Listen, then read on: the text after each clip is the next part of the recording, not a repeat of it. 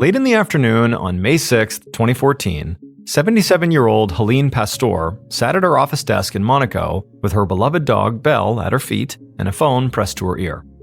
On the other end was one of Helene's many tenants, doing what they did best, which was complain.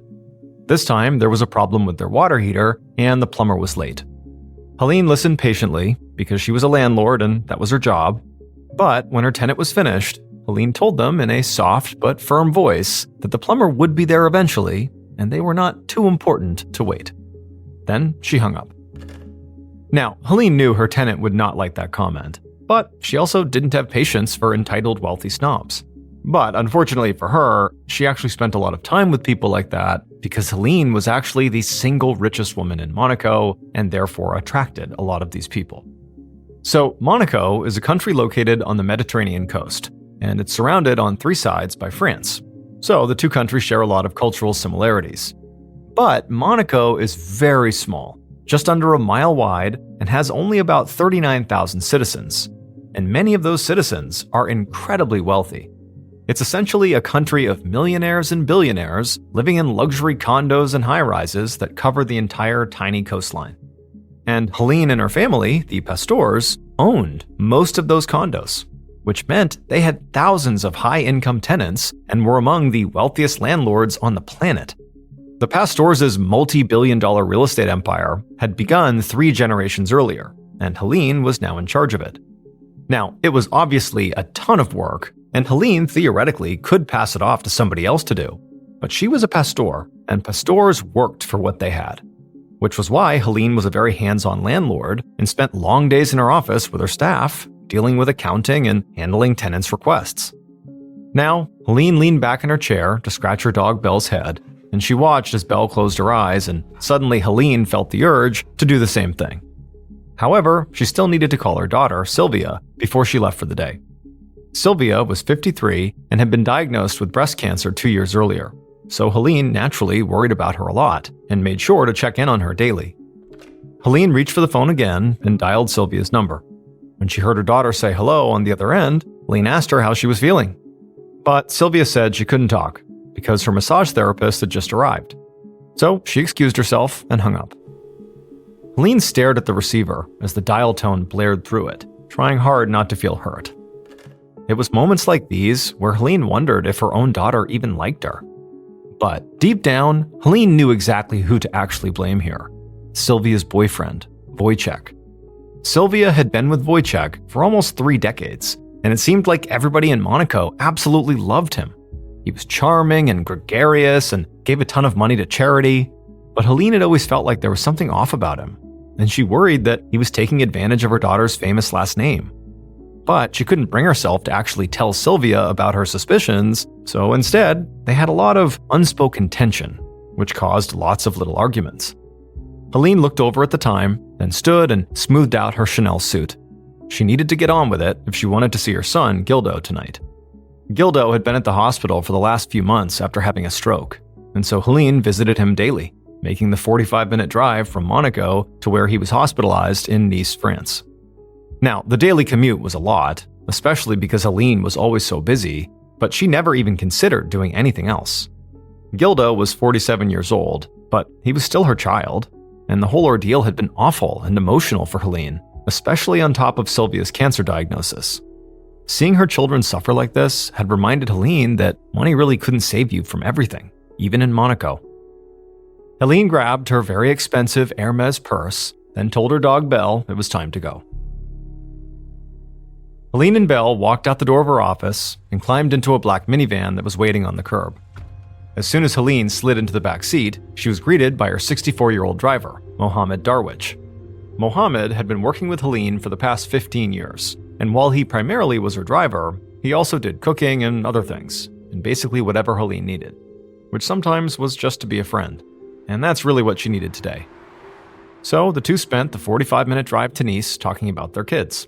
Helene filled him in on Sylvia's cold shoulder that day, and how she was also feeling relieved that Gildo might be released from the hospital soon. Then Mohammed told her about how he was missing his own daughter, who lived back in Egypt with her mom. And he also updated Helene on his son, Wissam, and how he liked living in France. Their conversation made the drive go a lot faster, and before Helene knew it, They were at the hospital. By about 6 p.m. that night, Helene was sitting by Gildo's bedside, helping him drink some water. Like his mother, Gildo had been both blessed and cursed with the pastor work ethic. Despite all the family money, Gildo was constantly starting new ventures and investing in businesses. His latest thing was a new electric racing car, and he really wanted to focus on it, but obviously he couldn't because he was in the hospital. And Helene knew that. She knew that this hospitalization had been really hard for him, not just physically, but, sort of emotionally. He wanted to get back to work. Gildo was awake and alert, but he was still partially paralyzed, and he couldn't speak very well. Helene sat with her son, talking to him and checking in with his doctors, and after about an hour, she kissed his forehead and told him she would see him soon. Just after 7 p.m., Helene left the hospital and walked over to the minivan where Mohammed was. She climbed into the front passenger seat this time because Belle had stretched out in the back seat. Mohammed started the car and began making his way out of the lot towards the busy streets of Nice. The exit was very congested, with cars trying to get around one another and pedestrians kept crossing the street. But eventually, Mohammed was finally able to pull out of the lot and turn right before pretty much immediately getting stopped again by traffic. Helene simply leaned back in her seat and just let the noise outside fade to a blur as she tried to just accept that she'd be in traffic for a while, and so she should just relax. But as soon as she put her head back, suddenly something out her window caught her eye. It was a person jogging straight towards them. This person had a hat pulled down low around their eyes, so Helene didn't know who it was, but then she saw what they were holding. And immediately she screamed at Mohammed to drive, but before Mohammed could react, Helene heard a loud bang and the sound of shattering glass. Then Helene was dimly aware of the pedestrians all around the car screaming before she heard another bang, and then everything went black.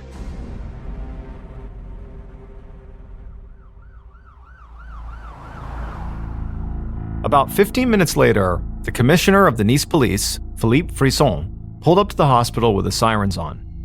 He'd been in his office, about to finish up for the day, when he had heard a call about potential shots fired, but he had no idea how serious it was.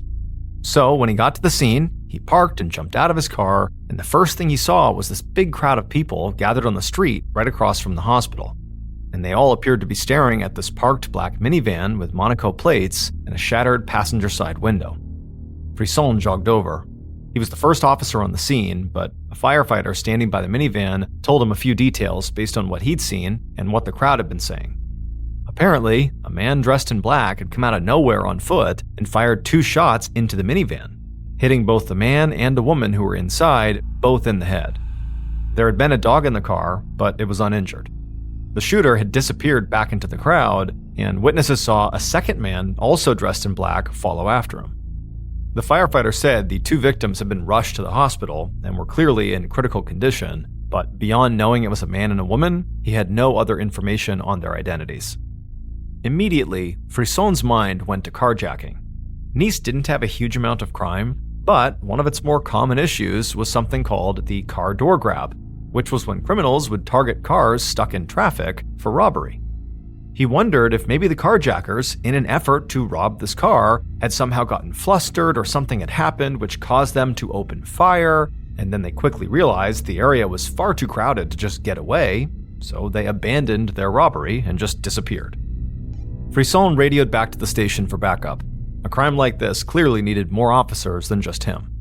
And when Frisson got through to the dispatcher, not only did she say she would dispatch more officers, but also she had some new information. The identities of the 2 victims. And the reason she already had their identities is because one of the 2 victims was incredibly famous. The woman who had been shot was the Helene Pastor, and the other victim was her driver, Mohammed Darwich. Frisson instantly froze, because of course he knew Helene Pastor's name. Everyone did. She was the matriarch of the Pastor dynasty, who owned most of Monaco. She not only had billions of dollars, but she had connections to Monaco's actual royal family. And so even though Frisson had been on the force for over 30 years by this point, when he heard this new piece of critical information, suddenly he felt nervous. This was going to be, by far, the most high-profile case he had ever worked. And also now that he knew the identities of his victims, his theory of what actually happened here completely changed. There was no way the richest woman in Monaco just happened to be targeted by random carjackers. This had to be a hit. Frisson got off his radio and walked over to the minivan and looked inside. He could see there was a purse on the dashboard covered in glass shards, and this solidified his belief that this was no robbery. But then he noticed something else. The front seats were covered in all these little holes, these little punctures, almost like somebody had fired a BB gun repeatedly into the seat. But Frisson knew what this actually meant. He was looking at the blast from a shotgun. And this struck Frisson as being very strange. A shotgun was just an odd weapon to use if this really was a hit, because it was big and bulky. I mean, you really couldn't carry it around in public without attracting a lot of attention. And so if you were a skilled hitman, a shotgun is not your first choice for a weapon. And so this fact, combined with the broad daylight approach, told Frisson that whoever had shot Helene and her driver was likely not an experienced hitman, but an amateur, which was not what he would have expected. Just then, Frisson heard police sirens cut through the air. His backup had arrived. Minutes later, the scene was surrounded by dozens of uniformed officers, crime scene tape, and technicians who were gathering swabs and other evidence from inside the van. The witness reports were hugely helpful, but Frisson also wanted to check if there was surveillance in the area. So, when he was done taking statements, he pulled another officer aside and asked him to go look for CCTV cameras. So, in France, many cities and towns have what's called closed-circuit television in outdoor public places, which is a network of surveillance video that law enforcement can access. Nice has more of these cameras than any city in France, so Frisson was hopeful they'd find at least one camera that caught the attack. And so the officer hurried off to go look, and Frisson decided to head back to the station while the crime scene techs finished processing the scene.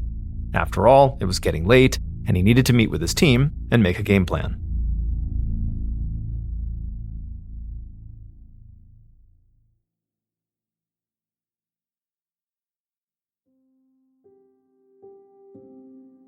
A few hours later, Frisson was back at the station talking to his team, which now included one of the city's very best detectives, investigator Catherine Messineo. At this point, both of their victims, Mohammed and Helene, were in comas, and their attack was already the leading news all around Europe.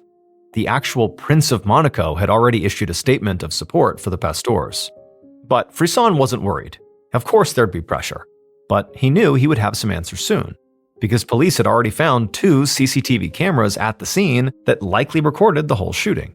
And so Frisson was waiting on that footage, but in the meantime, he wanted to speak to Helene's immediate family and friends to see if maybe she had any enemies. Helene's children, Sylvia and Gildo, would likely know if there was anybody who wanted their mother dead. But Frisson also knew that Sylvia and Gildo were not just sources of information. They were also suspects. Now, Frisson did not have access to the details of Helene's estate, but he knew enough about the family to guess that whatever inheritance Helene left behind was likely in the billions, which meant her death would likely make Sylvia and Gildo billionaires. Now, Frisson didn't think that either of them had actually pulled the trigger. To start with, the shooters were apparently male, and Sylvia was a woman. And secondly, Gildo was in the hospital, like he was very unwell after his stroke. However, what Frisson did think was that both of these siblings had the motive and certainly the means to hire somebody else to do the shooting on their behalf. However, Frisson had one big problem. Sylvia and Gildo, and all of the people he wanted to speak to, lived in Monaco. Since Frisson and his team were French and his crime had happened in France, they had no jurisdiction there. They could not just walk up to citizens of Monaco, especially very notable citizens like the Pasteurs, and demand an interview. So, in order to talk to Helene's children and her inner circle, they really couldn't even imply that they were suspects. They had to treat them really nicely and just hope they cooperate.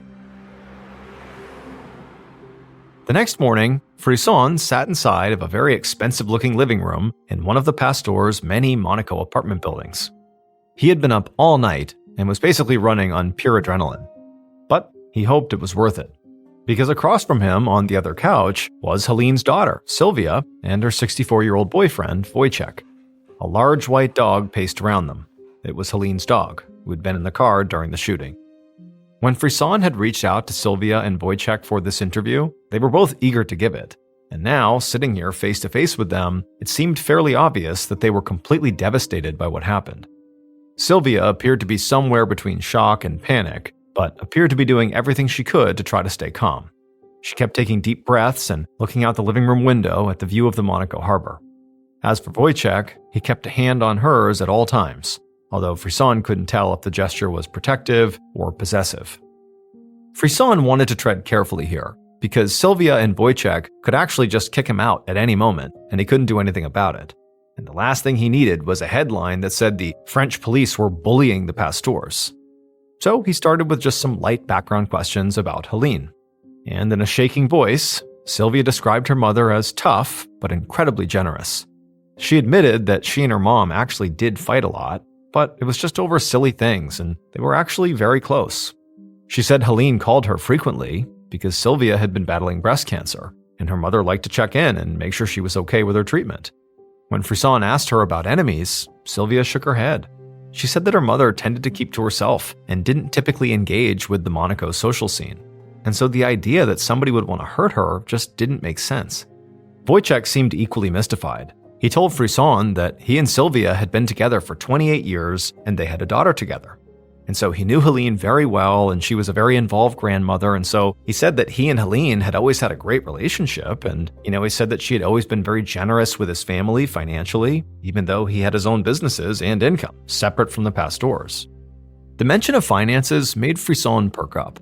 He stopped Wojciech and asked him to be a bit more specific about Helene's financial generosity, and that's when he noticed a look of uncertainty cross Wojciech's face. For a second, Frisson wondered if he had touched on a sore spot. But Wojciech recovered quickly, and with an easy smile, he explained that Helene gave both Gildo and also Sylvia a monthly allowance of about 500,000 euros each, which is about 600,000 US dollars. When Frisson heard this, he had to force himself not to raise his eyebrows. That was a staggering amount of money to get every month. It was so high, in fact, that it actually made Frisson doubt whether either of Helene's kids would feel a need to kill her. But Wojciech wasn't done. He cleared his throat and shifted uncomfortably in his seat before saying that he and Sylvia used the money Helene gave them on household expenses. But if he was being honest, he'd heard that Gildo had spent his money on other stuff. Wojciech said that Sylvia's brother owned some companies that were not doing well, so he was presumably very deep in debt. And this, for Frisson, opened a new investigatory door. He jotted down this information on his notepad. He was meeting with Gildo next, and if Wojciech was right, the debt was a huge red flag, and made Gildo look like a pretty good suspect. The detective spoke to the couple for a bit longer, but they didn't have much else to say. So eventually, Frisson thanked them for their time, and he got up to go. When Frisson walked into Gildo's hospital room 45 minutes later, he was shocked by what he saw. He had known that Gildo was sick, but he hadn't been prepared for just how sick. Gildo could barely move or speak. In fact, the only way he could reasonably communicate was by blinking. And so Frisson sat down at his bedside and started with a few simple questions. It took a long time for Gildo to blink out his answers, and he also couldn't communicate anything more than maybe a few words at a time. And so it was obvious very quickly that due to this communication snafu, Frisson wasn't going to get much, and Gildo was very frustrated. Frisson left the hospital not long after he'd arrived. And while Gildo's actual answers had not been very helpful, Frisson did still leave that meeting with some useful information. And that was, not only was it fairly obvious that Gildo simply could not have been the one pulling the trigger just physically, but also it was clear he wasn't in any shape to be planning a hired hit. I mean, he could barely communicate with Frisson. However, Frisson thought that, it was still possible that maybe Gildo had begun preparations before his stroke, which had only happened 2 months earlier in March. And Frisson realized the amateurish quality of the hit itself could have been a product of Gildo's illness. He hadn't had the chance to fully make sure everything was perfect and ready to go. So far, to Frisson, this case was full of contradictions. One of the single richest people on the planet had almost been assassinated by shockingly unprofessional hitmen. Both of the victims' children clearly stood to inherit an enormous amount of money and were therefore the most obvious suspects. But one of the children, Sylvia, did not seem to need the money based on how much she was getting every month from Helene. And the other child, Gildo, was so physically ill that he couldn't even speak. And so Frisson began to wonder about Sylvia's boyfriend, Wojciech. Maybe he could have planned the hit, because he, and not Sylvia, wanted access to Helene's money. Frisson pulled out his phone and called the other detective, the very skilled detective named Catherine Massinio, and he told her about all the issues surrounding Sylvia and Gildo as suspects. Massinio agreed with Frisson, and then she also shared something with him that she had learned during her own interviews about Wojciech. She said that one of Helene's friends told her that Sylvia had been with Wojciech for so long without getting married because Sylvia wanted to make sure her inheritance went to her own bloodline, not an outsider. Frisson considered what this meant. It told him that Sylvia did not completely trust Wojciech. But it also tanked his theory that Wojciech might have planned the hit since he had zero claim to the Pastor estate, whether Helene was alive or not. But then Massinio said something else that made Frisson stop thinking about the Pastors completely. Massinio said she had found something out about Helene's driver, Mohammed. Mohammed was apparently involved in a love triangle and had been for years. He was from Egypt and had a family there, but he also had a mistress here. And Massinio had gotten the number for Mohammed's adult son who lived with him in France so they could speak to him about it. As Frisson hung up the phone, his mind reeled. This whole time, he had thought it was so obvious who the target of the hit was, Helene. But now, he was wondering if maybe he'd been wrong. That afternoon, Frisson was back at the station with Massinio. It had been 24 hours since the shooting, and still neither of the detectives had slept. But Frisson didn't think they'd be able to do that anytime soon because the CCTV footage had just arrived. And Frisson was putting a lot of hope into this footage because it felt like every lead he'd tried to follow in this case so far had hit some kind of a dead end. Frisson had just gotten off the phone with Mohammed's son, Wissam, who he had hoped might shed some light on the possibility that Mohammed was the intended target of the attack. But Wissam had been skeptical. He didn't think his father's love triangle lead meant much. He said the mistress had actually been a part of Mohammed's life for a long time, and believe it or not, nobody was particularly upset about it. Now, Wissam was a young and healthy man, so theoretically he could have been one of the shooters, but Frisson hadn't heard anything in their call that made him think Wissam would want to kill his father, or Helene for that matter. And so, Frisson and Massinio began scrolling through the CCTV footage, looking for any clue that could point them in some new direction. And when they got to the point in the recording where the actual shooting happened, they were relieved to see that they had a clear view. They watched the shooting play out on the screen, just like all the witnesses had described. Helene's car turned out of the hospital parking lot, then a man with a shotgun approached her window and fired twice. Frisson also could see there was a second man who watched the whole thing from across the street at a snack bar, who most likely was acting as a lookout. Both of these men ran away on foot, and their faces were not visible in the footage. And so Frisson rewound the tape to see when the men arrived, which he found was about 20 minutes before the shooting. But when he saw how these men arrived, his jaw dropped, because finally he'd found a really good lead that he could follow. Both men were separately driven to the scene in taxis. Frisson paused the tape and turned to Massinio in total shock. In 30 years of working in law enforcement, he had never seen or heard of a criminal arriving at a crime scene just very casually in a taxi, like they were meeting somebody for lunch. And there was a reason for this, because on the CCTV footage, there was a huge piece of evidence that was now clearly visible to the detectives, one of the taxi's license plates. And so Frisson smiled and told Massinio they needed to make a phone call.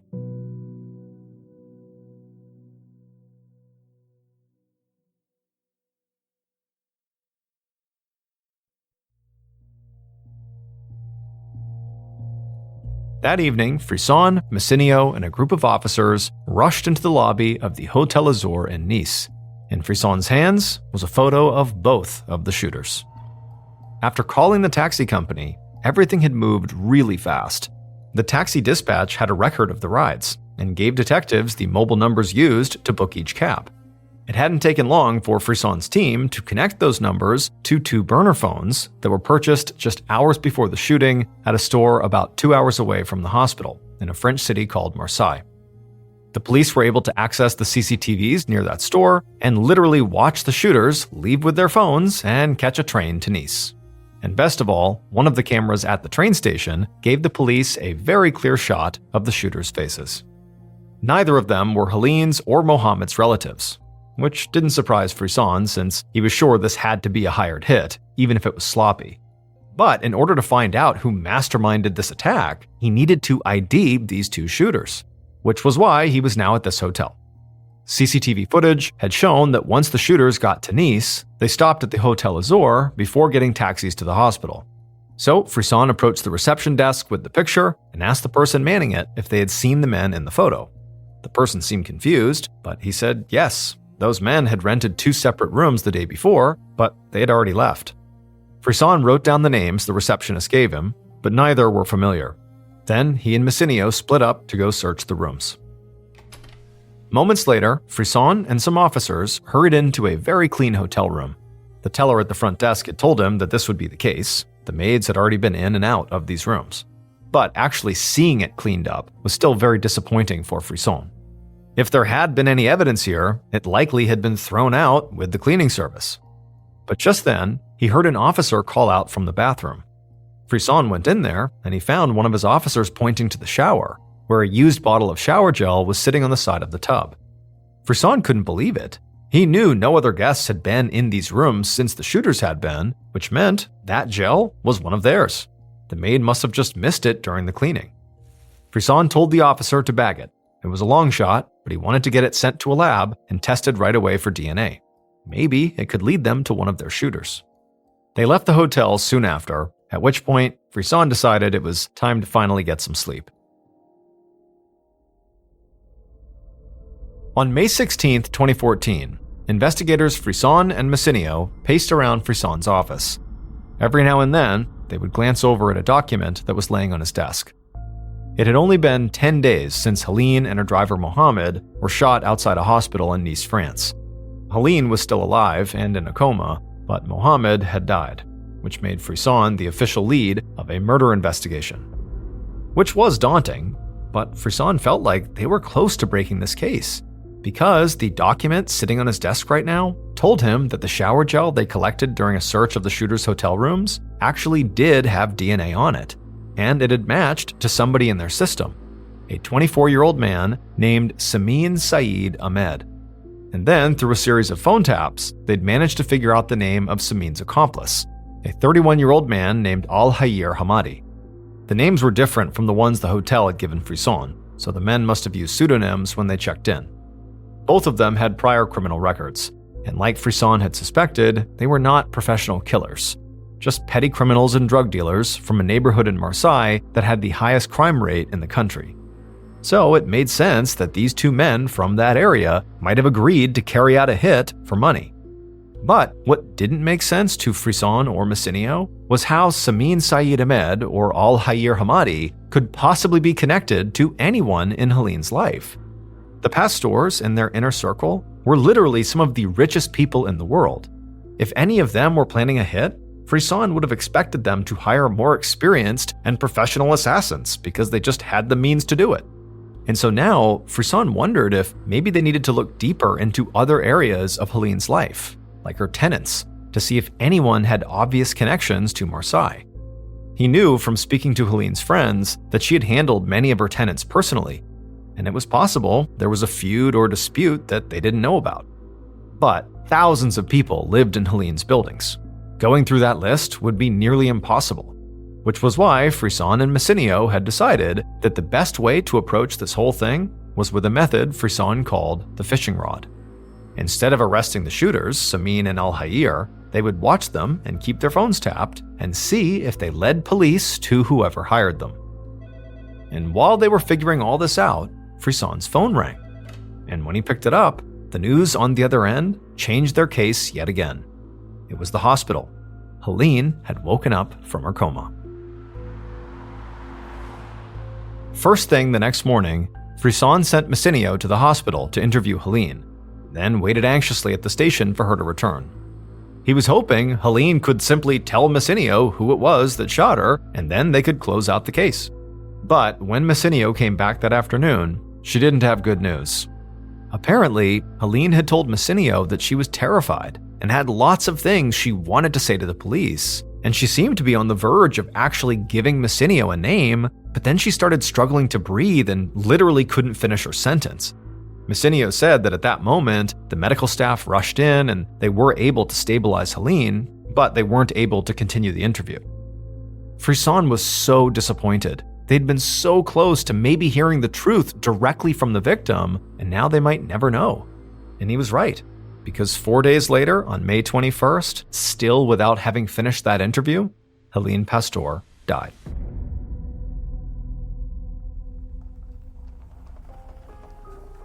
Two weeks later, in early June, Frisson parked his car and walked inside the station to start his day. He was incredibly anxious because Helene and Mohamed's case had stagnated, and Helene's death only made the pressure on him and his team even more intense. The public in both France and Monaco were demanding answers, and so too were Helene's family and also members of the royal family. Frisson still had his team watching the shooters and tracing their phone calls, but so far they hadn't gotten any more leads from that. They were also working down that huge list of Helene's tenants, but hadn't found anyone with the kind of motive they were looking for. Now, that didn't mean they wouldn't, but right now, none of the people they were seeing fit as suspects. Now, Frisson had not totally eliminated his very first suspects, Gildo, Sylvia, and Wojciech, but Frisson just didn't feel like any of them stood out above the rest.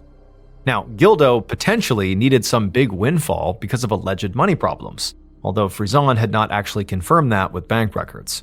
But Gildo's very poor health made it basically impossible for him to have been one of the shooters, and also made it extremely unlikely he could have orchestrated the hit. There was Sylvia, who also got a big inheritance from Helene's death, but she already had a massive monthly allowance when her mother was alive, and it just didn't seem like she was desperate for cash. As for Wojciech, he wasn't married to Sylvia, so he had no legal claim to the Pastor estate. So Helene's death didn't do him any good. Plus, he also benefited from the massive allowance that Sylvia got because they were a couple. Now, all of this would be cleared up if Frisson could look at the Pastor's finances and see who actually needed a payday. But Helene's inner circle lived by different rules than the average person. They were some of the richest people in the world, and their status and money insulated them from almost everything, even the law. Basically, because of their status, they didn't have to share their personal information with the police. And all of this was swirling around Frisson's head as he stepped inside the station. But as soon as he did, he saw Messineo hurrying towards him with a piece of paper in her hand. It was covered in lines of numbers that Frisson right away recognized as a call log. And Messineo explained that they had traced one of Alhair's recent calls and finally found a link to Monaco. The guy he called was somebody named Pascal Doriac, and unlike the shooters, Pascal had direct ties to Monaco. He was a personal trainer, and some of his clients were elite families who lived there. And a few of those clients were also people that Frisson and his team had examined in connection with the murders. Frisson grabbed the piece of paper and read and reread its contents before he looked back up at Messineo. They needed Pascal's phone records right now, because if they could see who Pascal regularly called and when, they might be able to figure out who ordered the hit. Later that day, Frisson sat at his desk staring at a name written on a piece of paper. He had gotten access to Pascal's phone records and discovered that every time there had been a significant event in this case, like the actual shooting or the days of Mohamed or Helene's death, Pascal had texted the same number. And now that Frisson knew who that number belonged to, he realized he had been at least half right this whole time. Because in Monaco, everything really was about money. Based on the police investigation, multiple confessions, video surveillance, and bank records, here is a reconstruction of what police believe happened to Helene Pastor and Mohamed Darwish on the evening of May 6, 2014.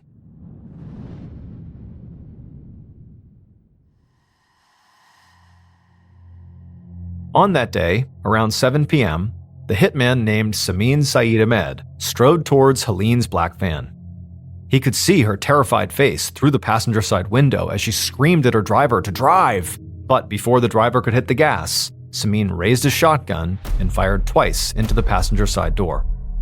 He watched as Helene and Mohamed convulsed from the force of the blasts.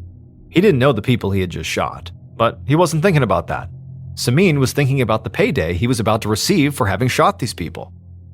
Once Helene and Mohamed slumped over in their seats, Samin turned and sprinted in the other direction as fast as he could, knowing that his accomplice, Al-Hayir, would follow shortly after, just like they planned. As Samin ran, he pulled his baseball hat down over his eyes, hoping that would be enough to avoid any cameras that might be in the area. He ran through the streets of Nice, eventually slowing to a walk before getting to his hotel. Once inside, he sat down on his bed to call the man who had hired him. Somewhere across the city, Pascal Doriac heard his phone ring, and he told the client he was with that he'd be right back. He then hurried out of the personal gym he had been in and stepped into a marble hallway before picking up the call. Then, he listened as Samin told him the good news. The job was done. Pascal smiled and ended the call, and noticed that for the first time in months, his hands had stopped shaking. Even though he originally had been hired to actually carry out the hit on Helene, he wasn't a killer. He didn't have the kind of money his clients did, but he'd been part of their world for a long time. So he knew if you don't want to do something yourself, you get somebody else to do it. And now it was all over, and it sounded like everything had gone according to plan. So Pascal looked down at his phone and texted the real killer. That is, the person who'd actually ordered the hit in the first place. Seconds later, the real killer heard their phone buzz as a text came in. The sound made their heart pound. They knew it was their trainer, Pascal, and so they were incredibly nervous as they picked up the phone to read the message. But when the real killer read what it said, they just smiled, feeling a sense of relief wash over them that they hadn't felt in years, because their plan had worked. Then they sank back into their comfy, expensive couch and looked out their window at an amazing view of the Monaco harbor. It would turn out, Sylvia's boyfriend of 28 years, Wojciech Janowski, was lying about everything. Because it was Wojciech, not Gildo, who was drowning in debt. Wojciech claimed to be the successful businessman, but really, all the companies he was involved in were failing and in deep financial trouble. And this had been going on for years. Wojciech had been swindling his girlfriend Sylvia out of her assets and monthly allowance just to stay afloat. And when Sylvia was diagnosed with cancer 2 years ago, he panicked. They weren't married, so if Sylvia died, he'd lose everything. He believed if Sylvia inherited the family fortune all at once, he could steal it from her and wipe out his debts before she died. Wojciech had also lied to investigators about his relationship with Helene. In truth, they hated each other, and Helene was very suspicious that Wojciech was after the Pastor family fortune. That's why she had told the police she was afraid when she woke up from her coma. She was afraid of Wojciech. In 2018, Wojciech was found guilty of murdering both Helene and Mohammed and sentenced to life in prison. The other accomplices, Pascal Doriac, Samin Saeed Ahmed, and Al-Hayir Hamadi, all received between 22 years and life in prison. Gildo eventually recovered from his stroke and moved to the United States, while Sylvia would give Mohammed's son a job and would let his family live in one of her properties. A couple weeks before Thanksgiving in 2015, a woman named Cicely Odom Rose made her way along the buffet line of a holiday potluck party, loading up her plate with a little bit of everything. Once it was full, she carried it across the room to her 15-year-old daughter, Kennedy. Cicely and her daughter were best friends, and they bonded over their shared loves, like parties, their tight-knit family in Memphis, and of course, great home-cooked food. But when Cicely handed the plate of food to her daughter, Kennedy sort of waved the plate away, pointing at her jaw. Kennedy had just gotten her braces tightened the day before, and apparently they still hurt too much for her to chew. It would turn out both Kennedy and her mother, Cicely, had both gotten braces on their teeth at the same time back in February. But their dental journeys since then had been very different. Cicely didn't really mind or even notice the braces very much, but Kennedy found hers totally aggravating, and every time hers were tightened, she'd be in pain for days. Cicely handed Kennedy's plate of food to a family friend, and then took a seat next to her daughter. Cicely could see on Kennedy's face how disappointed she was. This annual family party was something she looked forward to every year. And so Cicely gave Kennedy a big hug and promised her she would feel better soon.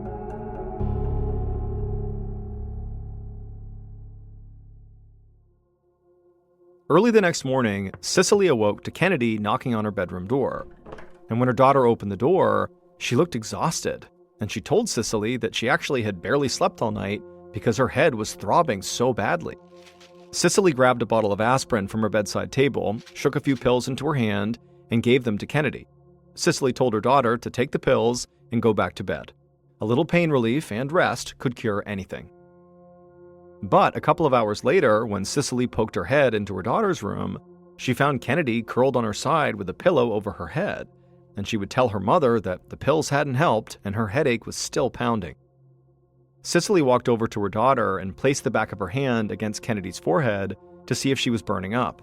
And she did feel slightly warm, but Cicely was now suddenly more worried about Kennedy's lips. They looked swollen and inflamed. She wondered if Kennedy might have caught some sort of bug or rash at the party.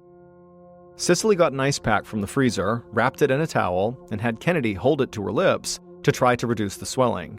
Then she brought Kennedy some more aspirin and also fluffed up her pillows. But as she stood to leave, Cicely's heart broke to see her daughter in so much obvious discomfort. And so she made a mental note to plan something fun for Kennedy as soon as she was better.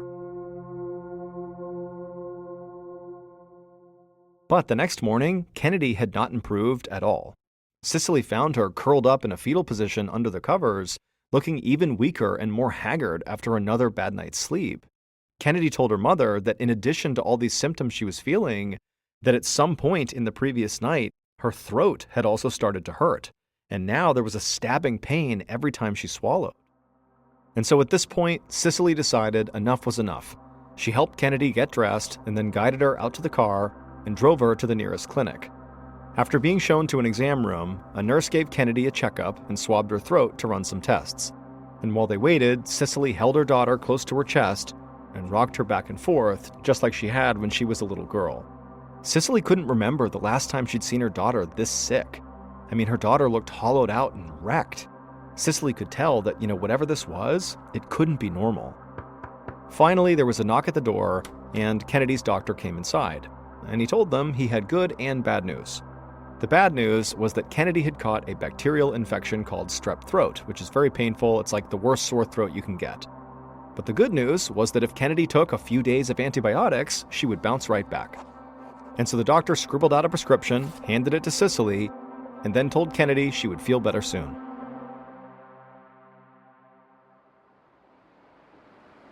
But just a few days later, Cicely's car came to a stop in front of a hospital, and then she and her daughter went inside of the ER. Cicely told the doctor on duty about Kennedy's strep throat diagnosis and how she had been taking antibiotics for a few days without any signs of improvement. Then suddenly this morning, things went south.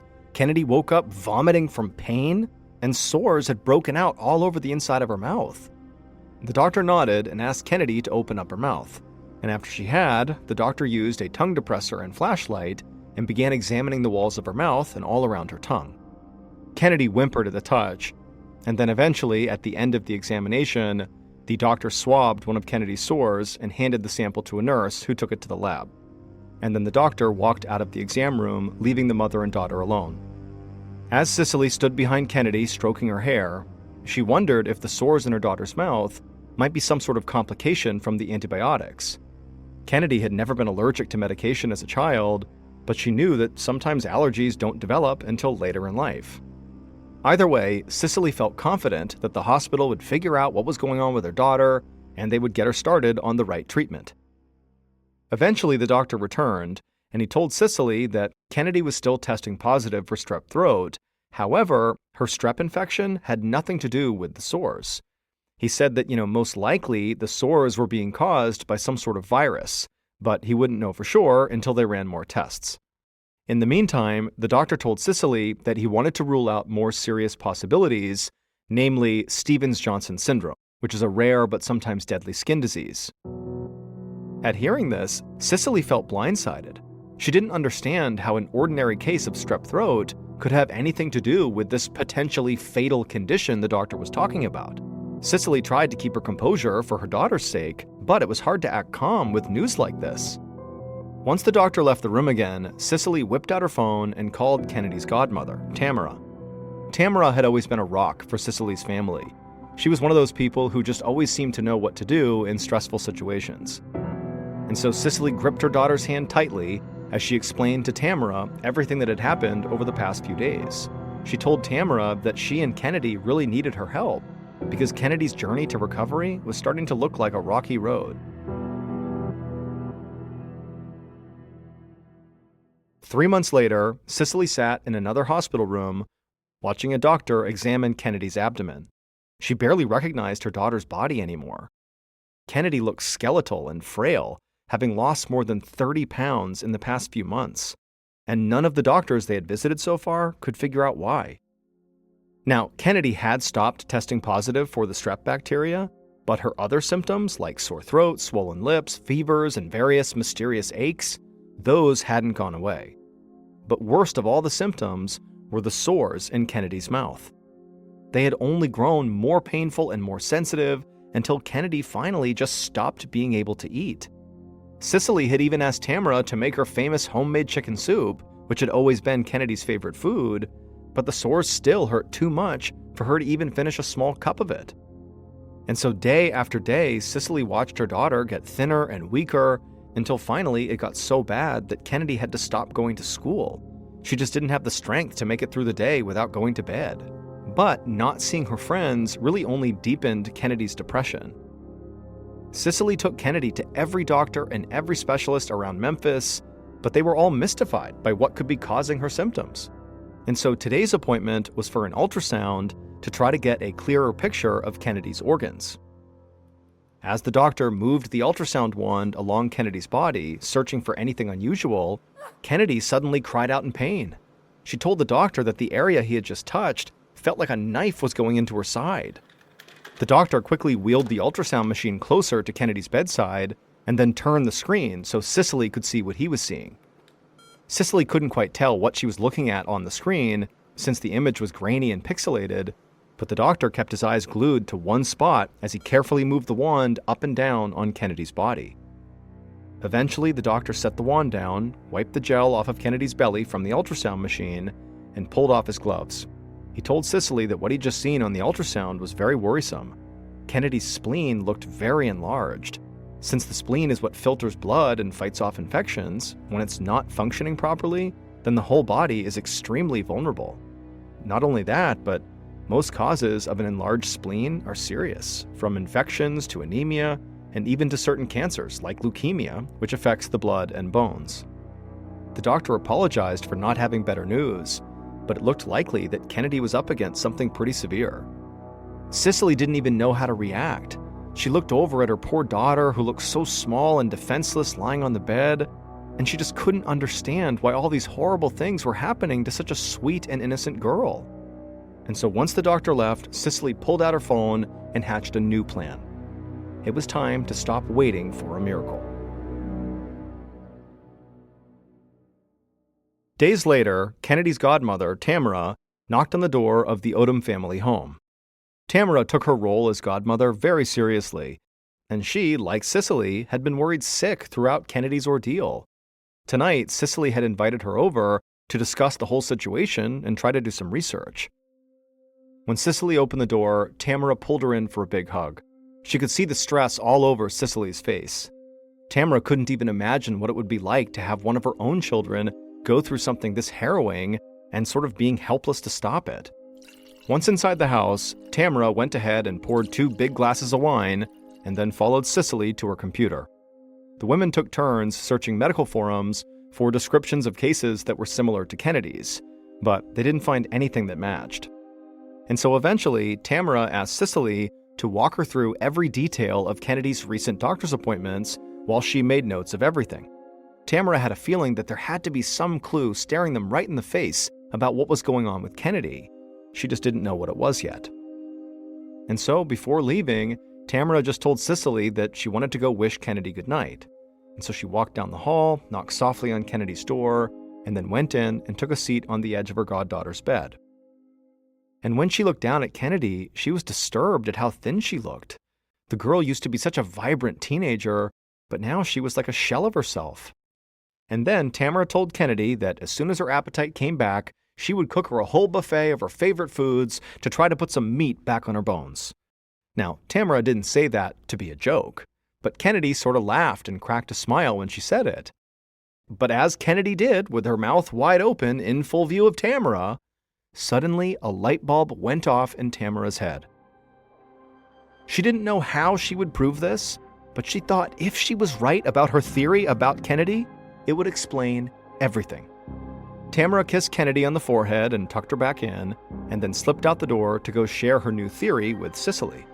Now, Cicely was skeptical. To her, the idea was too obvious to be true. She found it impossible to believe that all of Kennedy's doctors would have overlooked something so simple. Tamara agreed with Cicely that it could be a long shot, but given all that Kennedy had gone through already, they owed it to her to follow every lead. And so Cicely nodded, thanked her friend, and told Tamara she'd do some more research. Weeks later, Cicely got a call from the hospital. They told her that a specialist had been assigned to Kennedy's case, a Dr. Mitchell Godat. When Dr. Godat had heard about Tamara's new theory that she had learned after looking at her goddaughter's mouth, it gave him an idea. He thought Kennedy's enlarged spleen indicated an allergic reaction, so he asked Cicely to bring Kennedy back to the hospital so they could test different allergens on her skin. And that hospital visit would accomplish what none of the others had been able to do, isolating the cause of Kennedy's symptoms. And the cause had been staring them all in the face since day one. When the doctors told Cicely, she was speechless. Once again, Tamara had been right. That night in Kennedy's bedroom, when Kennedy had sort of laughed at Tamara talking about putting meat in her bones, well, Tamara had looked down and noticed the girl's braces were reflecting in the light of the bedside lamp, which made her wonder, what if Kennedy's braces were the issue? And so Tamara had suggested this to Cicely, and then after Tamara went home that night, Cicely thought back and realized that all of Kennedy's health problems began after her daughter's braces were put in. And she also remembered that every time Kennedy had her braces tightened, she would complain of intense pain in her mouth, and the pain seemed to only get worse as time went on. Cicely had mentioned this to Kennedy's orthodontist the first time it happened, but he told her that for some kids, braces are far more uncomfortable than for others, and it really was nothing to worry about. But in fact, it was something to worry about. It turned out Kennedy was allergic to nickel, which is what her braces were made of. It was the strep infection that finally pushed things over the edge. The allergy didn't give her strep throat, but the two problems combined caused Kennedy's immune system to begin attacking her body and making her much, much sicker. That's when she started getting the headaches, the sores, and everything else. Dr. Godat told Cicely that her daughter's symptoms would have only worsened and intensified if they had not identified her nickel allergy. Left untreated, her condition could have even turned fatal. Cicely was overcome with relief. Right away, she took Kennedy to the orthodontist and got her braces removed, and within hours, Kennedy began feeling better. And soon, she would make a full recovery.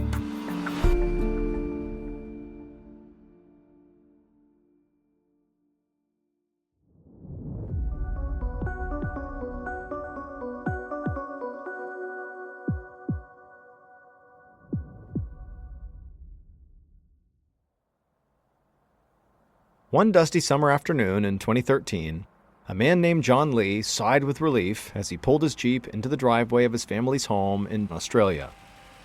John and his family had been on a very nice weekend getaway into the outback to camp and hunt, but the whole drive back home had been an absolute horror show. His 8-year-old son Mason would not stop fidgeting and talking and fighting with his siblings, and so it made the already very long drive back home feel twice as long. The second John turned off the car, Mason flung the door open and sprinted off. John looked over at his wife, Patty, and they shared a look of absolute exhaustion. Mason had always been hyperactive, but lately his crazy energy had really ramped up. His siblings basically tolerated it, but sometimes even they seemed overwhelmed by Mason's frantic dash from one thing to the next. John got out and opened up the trunk and began unloading the car, while Patty took the kids inside. Inside the garage, John stacked the family's tents and sleeping bags in big storage tubs, and then placed his shotgun and ammunition in a standing gun rack. Finally, he carefully packed the wild geese that he'd killed into an industrial-sized freezer. He would pluck and prepare them later for future family dinners. Once everything was packed away, John went inside the house, where his wife was in the kitchen putting away food. Patty asked him if Mason was with him, but John told her that he had assumed the boy was inside with her. Patty stopped unpacking and shot John a worried look. It was never a good sign when neither of them knew what Mason was up to. John left the kitchen to go find out what sort of hyperactive mischief his son had gotten into this time. And he could hear the destruction even before he saw it. He found Mason holding a hammer, completely destroying his playhouse. And so as John stood there, shocked, surveying the wreckage, he realized this couldn't wait any longer. Mason needed professional help. Later that week, John sat next to his son in the lobby of a pediatrician's office, waiting for Mason's appointment. And as they waited, Mason wouldn't stop ripping the leaves off of potted plants, and so John just handed him a magazine to tear apart instead. When the receptionist finally called for them, John and Mason followed a nurse down a hall and into an examination room. Once Mason's pediatrician, who was named Dr. Stephen Thomas, walked into the room, John explained that Mason had been acting strangely lately. The way he played had turned aggressive. He was now breaking his siblings' toys and riding his bike right through the neighbors' gardens. And so now John said, he and his wife were overwhelmed and they were worried that there might be something medically wrong with Mason. Dr. Thomas nodded and said he would order some blood tests. Then he asked Mason to sit on the examination table while a nurse came in and drew a few vials of his blood. And so while that was happening, the doctor asked John what Mason's daily life was like. What did he eat? What did he like to do? John told him the family ate a very balanced diet, including some wild game, and Mason lived a very active outdoor life, exploring the neighborhood, swimming, and playing with friends. And until recently, John said, his son had been a very normal boy. The doctor jotted down some notes and then told them to go get some lunch and come back in the afternoon when Mason's blood work would be ready. A couple hours later, John and Mason came back to the same examination room, and not long after, Dr. Thomas entered carrying printouts of Mason's results, and he told John he had some worrying news. He said Mason's blood contained dangerously elevated levels of lead. The doctor explained that lead poisoning can have very serious consequences, especially in children. High levels of lead in the blood can cause permanent mental disabilities. It can also lead to hyperactive behavior and the very kind of violent outbursts that Mason had been having. John was speechless. He couldn't imagine where or how Mason could be coming into that much contact with a toxic heavy metal. John immediately wondered if this meant his other children were also lead poisoned. Dr. Thomas asked John if their house was older, because if it was possible there was lead in the house paint. He also asked John if they maybe had some old toys or old heirlooms in the house, because those too could have lead in them. John racked his brain picturing his son's room, but all of his son's toys and furniture were all fairly new. And then also, John knew that paint used to contain high levels of lead, but their home had been built after the Australian government had cracked down on lead paint in the 1970s, and so John knew his house was safe. And so after telling the doctor this, the doctor just told John that it was extremely important that he find out where the lead was coming from and to take action to stop the exposure. And so John said he would talk it over with his wife and see what they could figure out. Early the next week, John returned home from running errands to find Patty inside of Mason's bedroom. And Mason was curled up in a ball in his bed, saying that there was a stabbing pain in his gut that wouldn't stop. Patty told John that she had given Mason tea and some fizzy water, thinking it might help settle his stomach, but neither had helped. John couldn't bear to hear his son whimper and moan like this. The boy seemed to be in far more pain than just a normal stomach ache.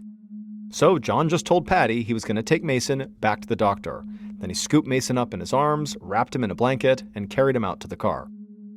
At the clinic, the receptionist waved John and Mason through to see Dr. Thomas immediately. John explained that his son had suddenly developed severe stomach pains, and so the doctor immediately sent Mason to get his stomach x-rayed. 20 minutes later, Dr. Thomas pulled up the x-rays on the computer inside of Mason's exam room. John stared at the black and white picture of his son's ribcage and his spine, and towards the bottom of the x-ray, in the middle of Mason's gut, was a scattering of small white circles. But John had no idea what they were. The doctor lowered his voice and told John he couldn't identify the quarter-inch wide objects in the x-ray either, but there were a lot of them. They were definitely metallic, and they were lodged in the lower right side of Mason's abdomen. He told John that at some point Mason must have swallowed these things, and then somehow They had gotten stuck in his intestines rather than just passing through. The doctor suspected that these objects were the things causing Mason's abdominal distress. Dr. Thomas walked over to Mason's bed and pulled up a stool and sat down, and then he asked Mason if he'd eaten anything strange recently, maybe on a dare from friends. John watched as his son opened his mouth like he was going to say something, but then Mason stopped. And then Mason just shook his head and told the doctor that nope, he couldn't think of anything like that. Dr. Thomas shrugged and gave Mason a gentle pat on the leg, and then he stood up and pulled John to the side of the room. He told John that the most important thing here was for these objects to be removed immediately. They could be responsible for the lead in his system, and the longer they stayed in Mason's body, the higher the risk that they would begin to poison Mason or cause a bowel obstruction. John was feeling totally overwhelmed, but he just asked the doctor, what are the next steps then? Dr. Thomas didn't hesitate. He said Mason would need a medical-grade enema to clean his digestive tract. This was guaranteed to flush out any foreign objects. Dr. Thomas had actually already referred Mason's case to another doctor, Dr. Joseph Malouf, who would supervise the procedure. Dr. Thomas promised John that it would be quick and not at all painful for Mason. He would just feel very full. John and Patty could even be there to hold their son's hand throughout the whole thing. A couple hours later, Dr. Malouf went to his computer and opened an X-ray image of Mason's body that was taken after the intestinal flush. And the second he saw it, his jaw dropped. None of those metallic objects had even moved. They were all still right there in Mason's gut, the same as before. Dr. Malouf zoomed into the image and studied the cluster of round objects. The fact that the flush hadn't worked actually got him thinking. All Mason's doctors had presumed that Mason had swallowed these little balls, and therefore they must be lodged in his digestive tract. But the boy's digestive tract was now entirely empty, so these things couldn't be in his intestines. So where were they? An idea slowly began to take shape inside of Dr. Malouf's mind. It didn't really make sense, but it was possible, and if his hunch was right, it would explain everything. However, Dr. Malouf realized that his idea was pretty risky. To find out if his idea was right, Mason would have to undergo abdominal surgery. But if they did nothing, then these metal objects could wreak havoc in Mason's body. And so Dr. Malouf weighed the risks and decided there really wasn't any more time to waste. They would go forward with the surgery. It was the best and frankly only thing they could do.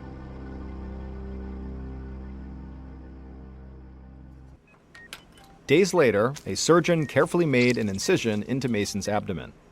He was glad to see that the boy's organs looked normal, with no inflammation or visible infections. Using the X-ray images as his guide, the surgeon delicately isolated a small organ from the right side of Mason's gut, Mason's appendix. And as soon as he cut the organ free and he lifted it up with his forceps, he knew this was it. The appendix was much heavier than it should have been. Setting the organ down on a tray, the surgeon slowly sliced into the tissue and struck metal. Then it happened again and again. He realized that Dr. Malouf's hunch was right. By the time the surgeon was done dissecting Mason's appendix, he had discovered 57 lead pellets. While the surgeon stitched Mason back up, Dr. Malouf took one of the pellets into the waiting room and showed it to John and Patty. John instantly recognized it. He used those small lead pellets in his shotgun to hunt wild geese, which he would then cook and feed to his family. Once Mason recovered from his surgery, Dr. Malouf asked him, why didn't you tell anyone that you were eating your father's ammunition? Mason was embarrassed, but he explained that he and his siblings played a game where they would race to see who could make the most pellets disappear the fastest. And he did it by eating handfuls of these lead pellets. And the reason Mason hadn't said anything was he was worried his father would get mad at him if he found out, so he kept it a secret.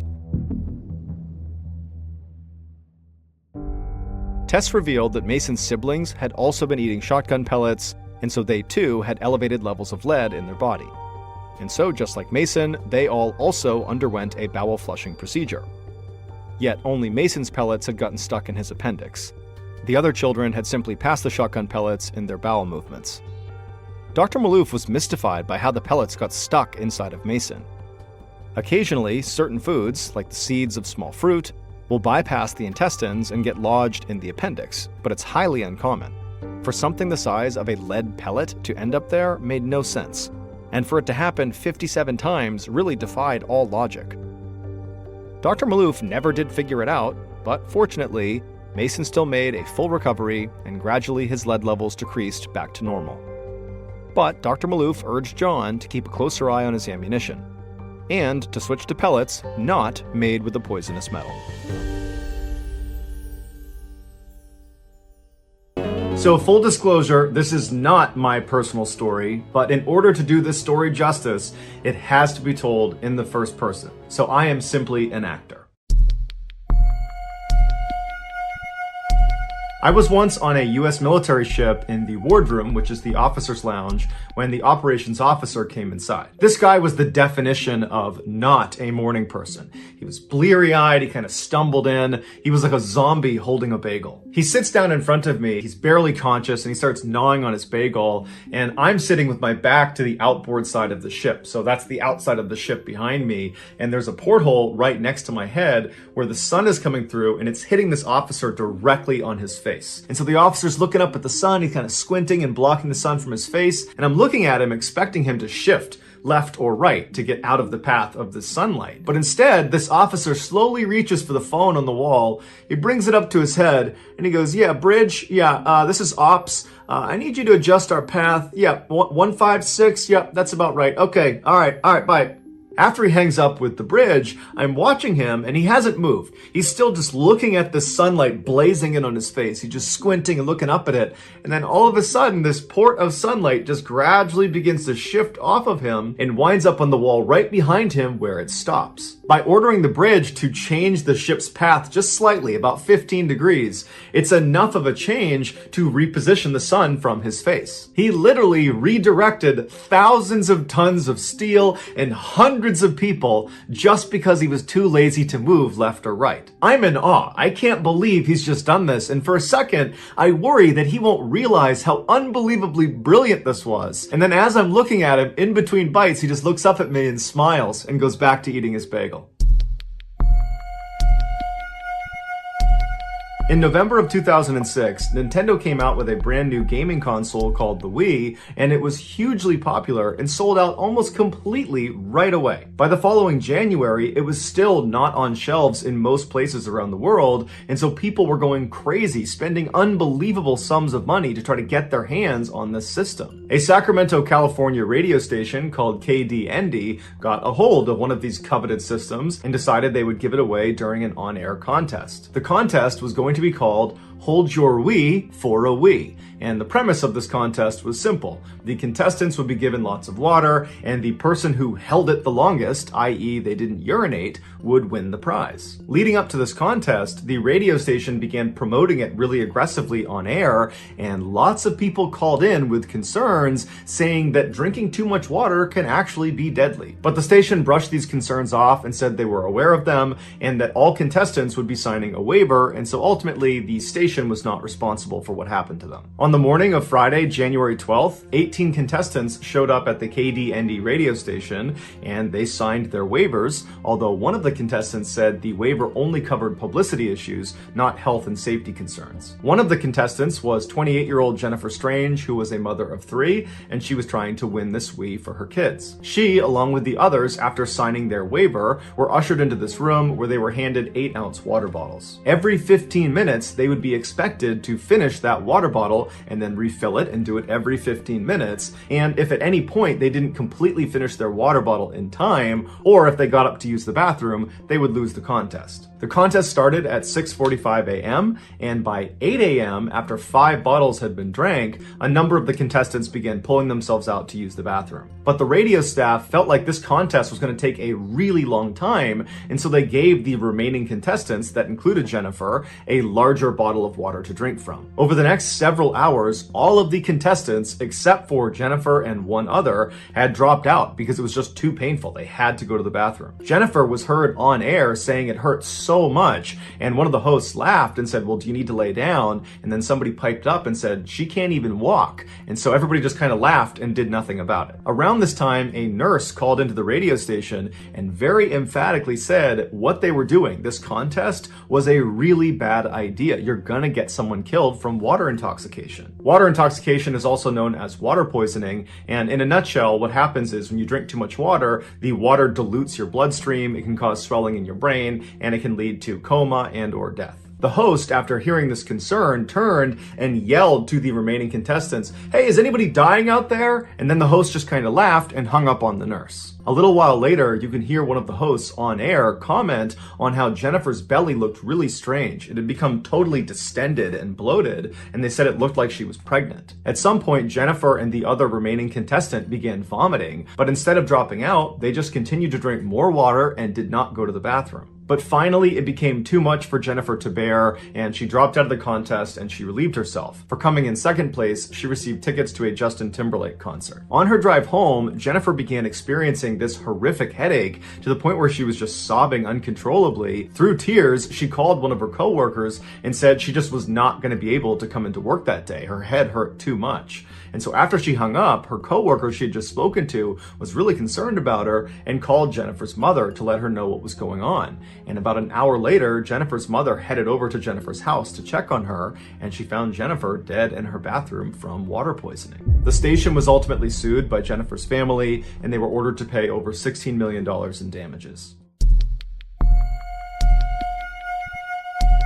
In 2005, 57-year-old Stephen Slevin was a physically healthy man, but mentally he was struggling. He was depressed and felt like his life didn't have any purpose anymore, and so in August of that year, he decided to just go on a road trip. He didn't know where he was going. He just felt like if I get out on the road and just go driving somewhere, I will feel better. And on this road trip, he eventually began drinking alcohol, and before long, he was swerving along the New Mexico highway, and a police officer saw his erratic driving and pulled him over. Once Stephen failed his sobriety test, the police officer arrested him. Stephen was brought to a local detention center where during his booking process, it was discovered that he had a history of mental illness. And so the officers, following that county's policy, segregated him from the rest of the general population in an effort to protect Stephen from himself. They moved him into a padded cell on the first floor, they removed all of his clothing, and they put him in what's called a suicide smock, which looks like a big blanket wrapped around your upper body. And what it does is it keeps inmates warm and modest, but it also prevents them from balling up their clothes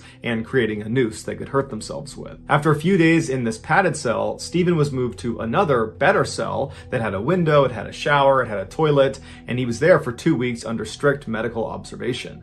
But at the end of those 2 weeks, for reasons that are not entirely clear, Stephen, this mentally unstable man, was moved into solitary confinement to await trial for his DWI. Solitary confinement is a type of imprisonment where the inmate is shifted into a single-person cell and they are kept there nearly around the clock without any significant interaction with other people or other inmates. The psychological effects of solitary confinement are well documented and terrifying. Just 15 days into solitary can be enough to cause permanent psychological damage. Stephen's first few weeks in solitary were actually okay. He was allowed to write to his family, he was able to detox and reflect on his life. During those first few weeks, it was noted that Stephen was very polite in his very limited interaction with the officers that were dropping food off through the slot in his door. Also, when Stephen had a few minor medical issues, instead of throwing a fit, he just knocked on the inside of his door and waited patiently for someone to acknowledge him, which took a long time, but he never got frustrated or mad. But by January of 2006, so roughly 3 months into his solitary stint,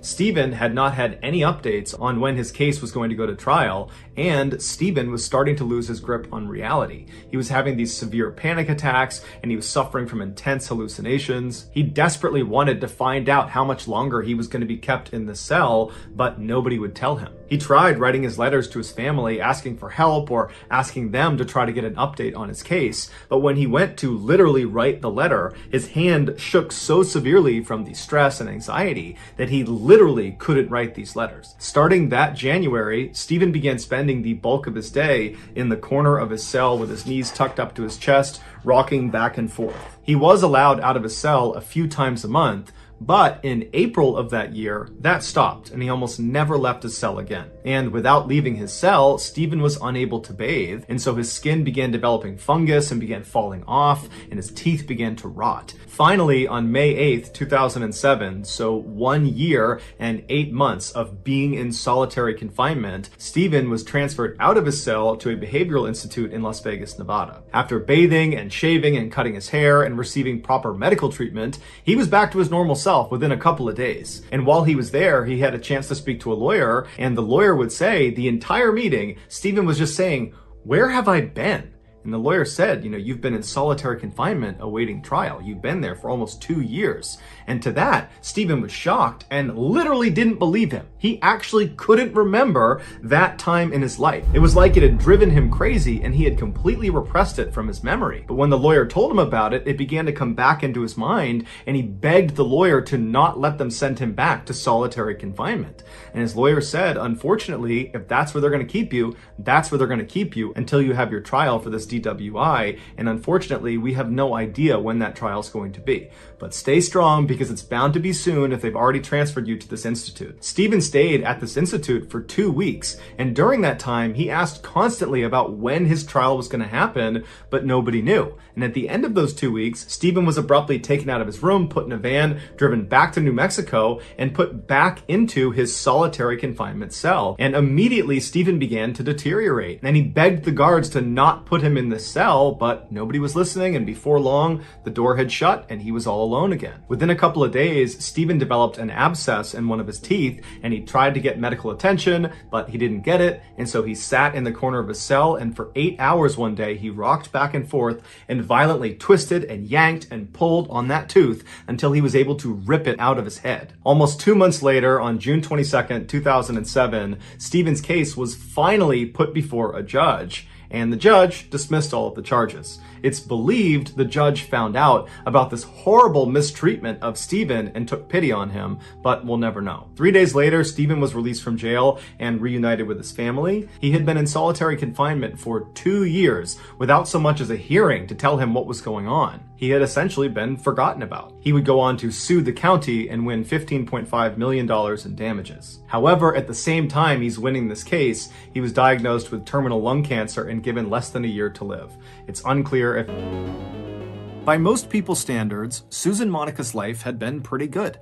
She had a small but very close group of friends, she had a great job working as an engineer, and she lived in one of the most exciting cities in the world, San Francisco, California. But Susan was not happy. Moving to the big city was not so much a choice as it was a product of life and circumstance. Deep down, Susan had always been someone who preferred peace and quiet and being alone, things that were in rare supply in a big city like San Francisco. Many nights after work, Susan would come home to her apartment and she would sit there and dream about moving away from the city and living off the grid somewhere on a farm, raise her own food and be totally self-sufficient, away from everybody else in the world. And then one day in 1991, when Susan was 43 years old, she made that dream a reality. That year, she wound up purchasing a 20-acre farm located in a forest in a little town in Oregon called Weimar. However, this farm was really not a farm. There was nothing on it. There was no house for Susan to live in, there was no barn for her animals or tools, there was no running water, no electricity, no septic system. It was just pure Oregonian wilderness. But to Susan, it was perfect. The property kept her far away from other people, and she liked the idea of having to literally build her own farm. After all, she was an engineer by trade, so she actually knew how to build buildings efficiently and safely, and she was a big, strong, sturdy woman who was not afraid of manual labor. So when Susan finally arrived in Weimar and made her way up the winding dirt road through the forest and arrived in front of her property and looked out at the vast, rugged landscape for the first time, she was filled with a rush of excitement. Even though there was nothing on her 20 acres, it already felt like home. Over the next several months, Susan would transform these 20 acres into a neat little farm, complete with a big barn and a shack for her to live in, and a few animal pens for livestock. However, after the farm was built, Susan realized that building the farm was actually not the hard part. The hard part was maintaining the farm, going out there every day and doing all of her chores, feeding all the animals and doing all the different projects she had in mind. It was exhausting. And so not long after the farm was complete, Susan realized that as much as she wanted to be totally alone out there, she had to set that aside and hire some help. And so Susan printed out all of these help wanted flyers and put them all over town in Weimar, and before long, people began making their way up to her property to inquire about the role. Most of these applicants were people who struggled to find work elsewhere, either because they lived a sort of transient lifestyle, bouncing around from place to place so no one was ready to hire them long term, or because they had a criminal record and just straight up could not get a job. But Susan didn't care about either of those things. All she cared about was the people she hired would work hard and they would respect the peaceful, calm atmosphere she was fostering on her farm. Basically, do the work and leave me alone. And over the next 20 years, Susan would find dozens of people who were able to do just that. Most of them would work for Susan only for a short period of time. Others would stick around for a little bit longer, but eventually all of Susan's workers kind of rotated pretty quickly and moved on to other things. And when that happened, Susan would simply put up more help wanted flyers in town and hire more people. And in all the 20 years that Susan had been hiring these temporary workers at her farm, after they did move on and went somewhere else, Susan never heard about them again. However, that was about to change. On January 1st, 2014, Susan, who was 66 years old by this point, was outside of her shack out on her driveway when she happened to look up and see a car coming up her road. Now remember, she lives in the middle of nowhere. No one comes out to see her, so this is a very rare event. And so Susan is totally keyed in on this car. And this car, they pull into her driveway, and then out of the car popped 3 young people. It was 2 young men and 1 young woman. And before Susan could even ask them who they were or why they were here, they were telling her. They said they were looking for their father, Robert Haney, who at one point had told them he was working on Susan's farm in exchange for a little cash, and also Susan was letting him park his camper on her property, and he was living in that camper. The kids said their father always checked in with them at least once every couple of months, but they had just gone this really long stretch without hearing from him, and since he didn't have a cell phone and no permanent address, they had no real way of getting in touch with him, and so they were out there looking for him to make sure he was okay. And so they asked Susan, "Do you remember our dad, Robert? And if so, do you know where he is?" Even though this whole situation was totally surprising for Susan because she almost never got visitors, so that alone was kind of jarring for her. But when she heard the kids say their dad's name, Robert Haney, she immediately knew who that was. Susan told them that she had hired their father the previous spring to help build a structure on her farm. And initially, Robert was really nice to have around the farm. He worked really hard, he kept to himself, he was quiet,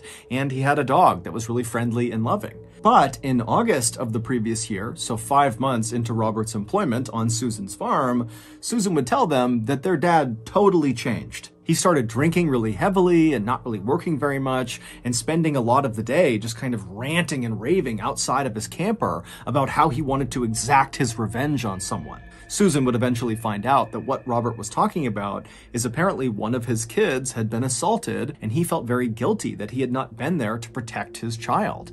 And so the way Robert was handling this guilt was by drinking and thinking about getting his revenge on the attacker. Now, while Susan did understand why Robert felt the way he did and why he was kind of acting the way he was, it didn't change the fact that Robert's behavior had become very disruptive on her farm, and the one thing Susan really wanted was peace and quiet.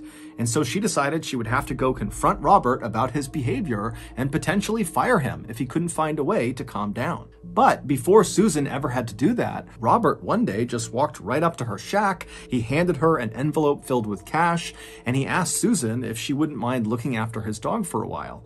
And Susan was so taken aback by his complete change in behavior and this request that she just took the envelope and said, "Okay, I'll look after your dog." And then Robert nodded as thank you. He turned around and he walked away from her. And then a few moments later, Susan's standing there with the envelope in hand, watching as Robert is climbing into some white car that had just pulled up in front of the property. She didn't know who was in the car with him, and then the car turned around and drove out of sight. Susan told the kids that that had happened back in September, so so about 4 months ago, and since he left, she had not heard from him, despite the fact she still had his dog, and she told the kids that a lot of Robert's stuff was still in his camper. Susan brought the kids over to the side of her property where Robert's camper was, and when they went inside, sure enough, all their father's things were all over the place, but the one item that immediately stood out to them was their father's tool belt. They knew their father was a traveling handyman, that was how he made his living, and so it begged the question, why would he leave his tool belt here if he knew he was going to be gone for several months potentially? It didn't make any sense. After leaving Robert's camper, the kids thanked Susan and asked her to please be in touch if she learned anything else about their dad, and she said she would. And then the kids got back in their car and they began driving south towards the Jackson County Sheriff's Office. When they got there, they asked to file a missing person report for their dad. However, they learned very quickly that it was going to be very challenging to locate their dad, because their dad lived this transient lifestyle with no cell phone, he had no permanent address, he had nothing that could really be traced. But the investigators agreed with Robert's children that their dad's absence was a big concern, given the fact that his last interactions with Susan had consisted of him drinking very heavily and talking about going and getting his revenge on his child's attacker. And so the sheriff and the deputies were very concerned that that was exactly what Robert had done. He had gone out and potentially murdered someone and now was in hiding. So they asked Robert's kids if they could think of absolutely anything that could possibly allow investigators to track down Robert. And at some point, one of the kids said, "Oh, what about my dad's EBT card?" EBT cards, or electronic benefit transfer cards, are like debit cards for state welfare services. You can use the cards to buy things like groceries, and the cards are definitely traceable. A few days later, when Robert's EBT card trace came back, investigators saw the card had been used just 1 month earlier in a Walmart located about 30 minutes southwest of Susan's farm. Now, this trace obviously didn't tell investigators where Robert was right now or what kind of condition Robert was in, but they had no other leads to operate on, so they decided they would go to the Walmart and see what they could find. When they got there, the investigators were led to the back room of the building where they were able to review the security footage from the previous month when Robert was supposedly there with his EBT card. But after reviewing hours and hours and hours of footage, the investigators never saw Robert on camera. However, they did see Susan on camera, and unbelievably, she was the one using Robert's EBT card. And so obviously this was very suspicious, and right away the investigators left the Walmart, went back to their office, and began the process of getting a search warrant to search Susan's farm.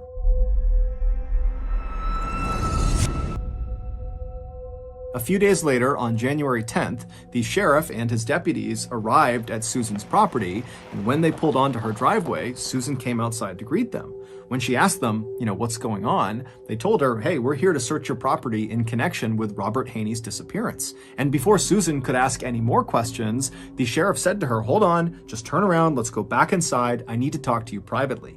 And so Susan, who was very shocked by this, just said, "Okay," and she turned around and led the sheriff into her house while the other deputies fanned out across the property to begin this big search. Once inside of Susan's house, they sat down in her kitchen, and right away the sheriff says to Susan, "Okay, I have you on camera using Robert's EBT card. I know you stole it, so you need to tell me where Robert is right now, or it's going to get a whole lot worse for you." And as soon as he said this, Susan's look of shock on her face quickly turned into a look of kind of relief. It was like suddenly she understood what was going on here. And she says to the sheriff, "No, I didn't steal his EBT card. He gave it to me along with an envelope full of cash when he left 4 months ago, and he told me to use it to buy dog food for his dog that I'm looking after. And since Robert had been gone for all these months, she had run out of cash to pay for the dog food and now was using the EBT card." Susan also added that if she had just stolen the card from Robert, she wouldn't be able to use it because it requires a PIN number, and Robert gave her the PIN number. That's how she was able to use it. The sheriff was not totally sold on Susan's story, and so he continued to ask more questions, trying to trip Susan up about how she came to acquire this card, but Susan was very firm that Robert had given her the card, and that was it. And so after several minutes, the sheriff realized that Susan was likely telling the truth, which meant the EBT card angle was likely a dead end, and they would have to call off the search. But as the sheriff was standing up to leave the kitchen and leave the property altogether, a deputy from outside came running into the kitchen and without saying a word, just bent down and whispered something into the sheriff's ear. And as the sheriff is listening to this deputy, his face is contorting in disgust. He can't believe what he's being told. And after the deputy stands up and leaves the kitchen, the sheriff takes a deep breath and then looks at Susan and says, "Ma'am, you're going to have to come with us."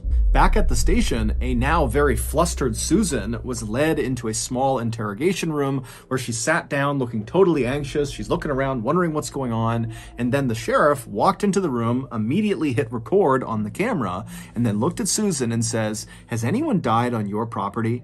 The story that Susan would tell the sheriff that day in the interrogation room was so completely unexpected and horrific, it would make headlines all across the country. Before Susan began this story, she told the sheriff that everything she had said about Robert Haney's disappearance had been the truth. However, she had left one little detail out. After Robert had handed Susan that envelope full of cash and the EBT card, and then climbed into that stranger's car and driven away, after that, Robert had actually come back to her farm, and recently. Susan said she discovered his return when one morning she got up and she went outside to go feed her animals when she looked over at the pig pen and saw all the pigs who would normally be laying down and lounging around at that time of the day. They were all up and they had converged in one portion of the pig pen, and they had kind of formed a circle around something on the ground, as if they were all trying to look at something on the ground. Now, Susan said this was totally uncharacteristic, so obviously something weird was going on, and so Susan dropped her food and rushed over to the fence. She climbed into the pig pen, and as she got closer and closer to all these pigs, she realized they weren't just looking at something on the ground, they were eating something on the ground. And so Susan goes right up to this ring of pigs, and she begins pulling them aside, and then right in the middle on the ground is Robert. He was laying on his back, and his insides had all been torn out. It was like the pigs were disemboweling him, and the most shocking thing is Robert was still alive. He was moving his arm and groaning. Susan tried to pull the pigs off of Robert, but she said they kept coming back and really aggressively continued to eat Robert. It was like they were in this feeding frenzy. And so Susan said, I thought about lifting him up and moving him, but Robert was practically split in two, and she felt like if she tried to move him, that would kill him anyways. And so Susan said she did the thing that she thought was right at the time. She left the pig pen, went into the barn, got a shotgun, ran back to the pig pen, raised the weapon, and fired it into Robert. Susan told the sheriff that this was purely an act of mercy. She was ending his suffering. After Robert was dead, Susan said she just left the pig pen, and then 3 days later, she went back into the pig pen with bags and collected the little bits of Robert that had not been eaten by her pigs. And then she took those bags of remains and chucked them into her barn on top of the trash pile. But clearly, Robert's remains had not remained in the barn, because the thing that deputy had whispered into the sheriff's ear when the sheriff was talking to Susan in the kitchen was, "Sir, we found a leg outside." It was Robert's leg, and it was found not inside of the barn in the trash pile, but out in the middle of her property, just out in the open. Susan, when confronted with that information, suggested that, maybe a wild animal had gone into the barn, got a hold of it, and dragged it off. The sheriff didn't even know what follow-up questions to ask, and so he just said, "Well, why didn't you call 911 when you first saw Robert? I mean, maybe we could have saved him. Or at least after he was dead, why didn't you tell someone?" Susan would say that the reason she didn't tell anyone is she was afraid that if word got out about what her pigs had done, then her pigs would be euthanized and she would lose a major revenue stream because she sold her pigs' meat in town. And she said even if her pigs were not euthanized, she was worried people in town would not want to buy her pigs' meat after they learned her pigs were attacking and eating humans. Susan would tell the sheriff exactly where they could find the bags that contained Robert's remains, and she even said she would take a polygraph test to show she was now telling the whole truth. But when she actually sat down to take the polygraph test, she kept fidgeting and coughing and doing these really dramatic sighs, and it was causing the test operator to get really inaccurate readings. And so when this first polygraph test was over, the results were inconclusive. And so the investigators made Susan take another test, but again, she continued to fidget and yawn. And so finally, the investigators in the room watching this happen just called off the test. And when they did, they said to Susan, hey, we're going to search your farm, and if there is anything on your farm that you have not told us about, you're going to be in serious trouble because we're going to find it. At this point, Susan kind of stopped fidgeting and she looked up at the investigators, and after a long pause, she reached out across the table and grabbed a piece of paper and a pen. She pulled it back and she began drawing something. And after a few seconds, it became pretty clear she was drawing a map of her farm. And after the map was all drawn out, she drew a big X in the middle of it and then slid the map back across the table to the investigators. And she said, if you go to that X, you'll find Stephen. And the investigators are like, who's Stephen? We're talking about Robert. What are you talking about? Well, it would turn out Robert was not the only farmhand to die on Susan's property. In 2012, about a year before Susan hired Robert, she hired another man named Stephen Delacino. And according to Susan, Stephen was a lot like Robert. He was really easy to get along with, he was quiet, he worked hard. But at some point, Susan said they had a big falling out. Susan said she started to suspect that Stephen was stealing her guns in her barn, and so she went to confront him. And during this confrontation, they got into this big fight, and Susan said she didn't really remember all the details of what happened next, but at some point during this fight, a gun went off, and then Stephen fell to the ground in the middle of the pig pen with his head bleeding, and all of Susan's pigs suddenly swarmed him and began eating him. The stunned investigators again asked Susan, okay, if that really happened the way you said it did, why didn't you call 911 if this was like an accident? And Susan would say, again, that her big fear was her pigs would either be euthanized or word would get out that her pigs were eating people, and the people in town would not want to buy her pig's meat because of that. In the end, as far-fetched as Susan's stories were about what happened to Robert Haney and Stephen Delacino, there was never any evidence that actually contradicted her claims. And so as a result, when Susan went on trial for murdering Robert and Stephen, it came down to whether or not the jury believed Susan. And they didn't, not at all. They believed that Susan was completely lying, and that in reality, Susan, who was known to have a very quick temper, shot Stephen and shot Robert very much on purpose, and then threw them into her pig pen. We can only hope they were dead before her pigs began eating them. On April 21st, 2015, more than a year after Robert's children had reported him missing, Susan was convicted of 2 counts of murder for Robert and for Stephen, and 2 counts of abusing a corpse. She was sentenced to a minimum of 50 years in prison. While in custody, Susan would be overheard saying there were 17 other bodies buried on her property. However, when the police went out there and searched again very extensively, they never found any other remains. So that's going to do it. In June of 2019, an 18-year-old girl named Bella wrapped up her first year in college and headed home for the summer. Her family lived just outside of this small town in France that was tucked up in the mountains and surrounded by this huge forest. And so growing up, Bella spent a lot of her time out in this forest, either by herself or with her father or other members of her family. And so she knew the forest like the back of her hand. Her favorite place to go in this forest was the man-made lake that sat kind of at the center of this forest.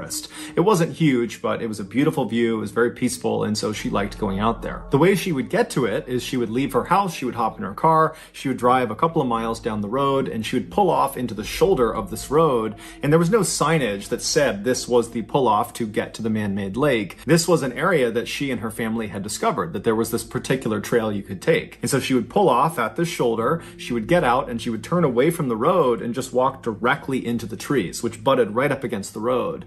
And very quickly, after walking into the woods, after going through some thick underbrush, she would reach this kind of clearing and she would see up ahead this little stream. And off to the left side of this stream is what looked like this kind of beaten up little footpath, but actually what it was an animal trail. So animals just kind of made their way around this area all the time, and so it kind of carved out a path. And so Bella would walk down to this animal path, and she would walk along the path that kind of went parallel with the stream, and she would walk for maybe 15 or 20 minutes until until this animal path veered hard to the left, kind of went away from the stream.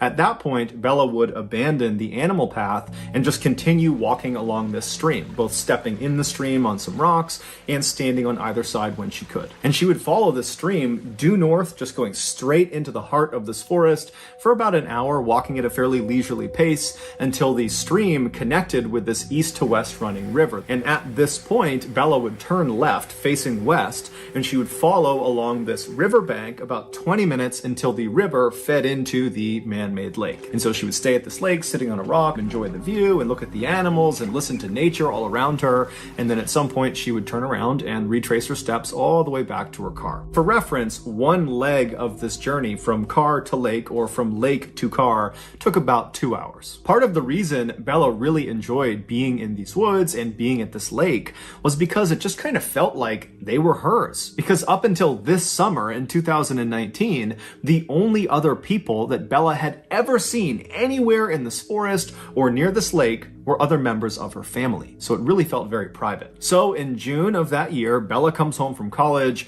and almost immediately she wants to go out to the man-made lake because she hasn't been in months. She's been in school, and so she's eager to get back to some place that she kind of considered to be her happy place. So one morning she gets up early, and by herself, she leaves her house, she hops in her car, she drives the couple miles down the road, she pulls off onto that shoulder, she parks her car, she hops out, she turns away from the road, she walks into the forest, she finds the stream and starts walking along that animal path right to the side of the stream. She walks for a few minutes until she reaches the point where the trail kind of cuts to the left, and she just stays on the stream and is just continuing walking along the stream.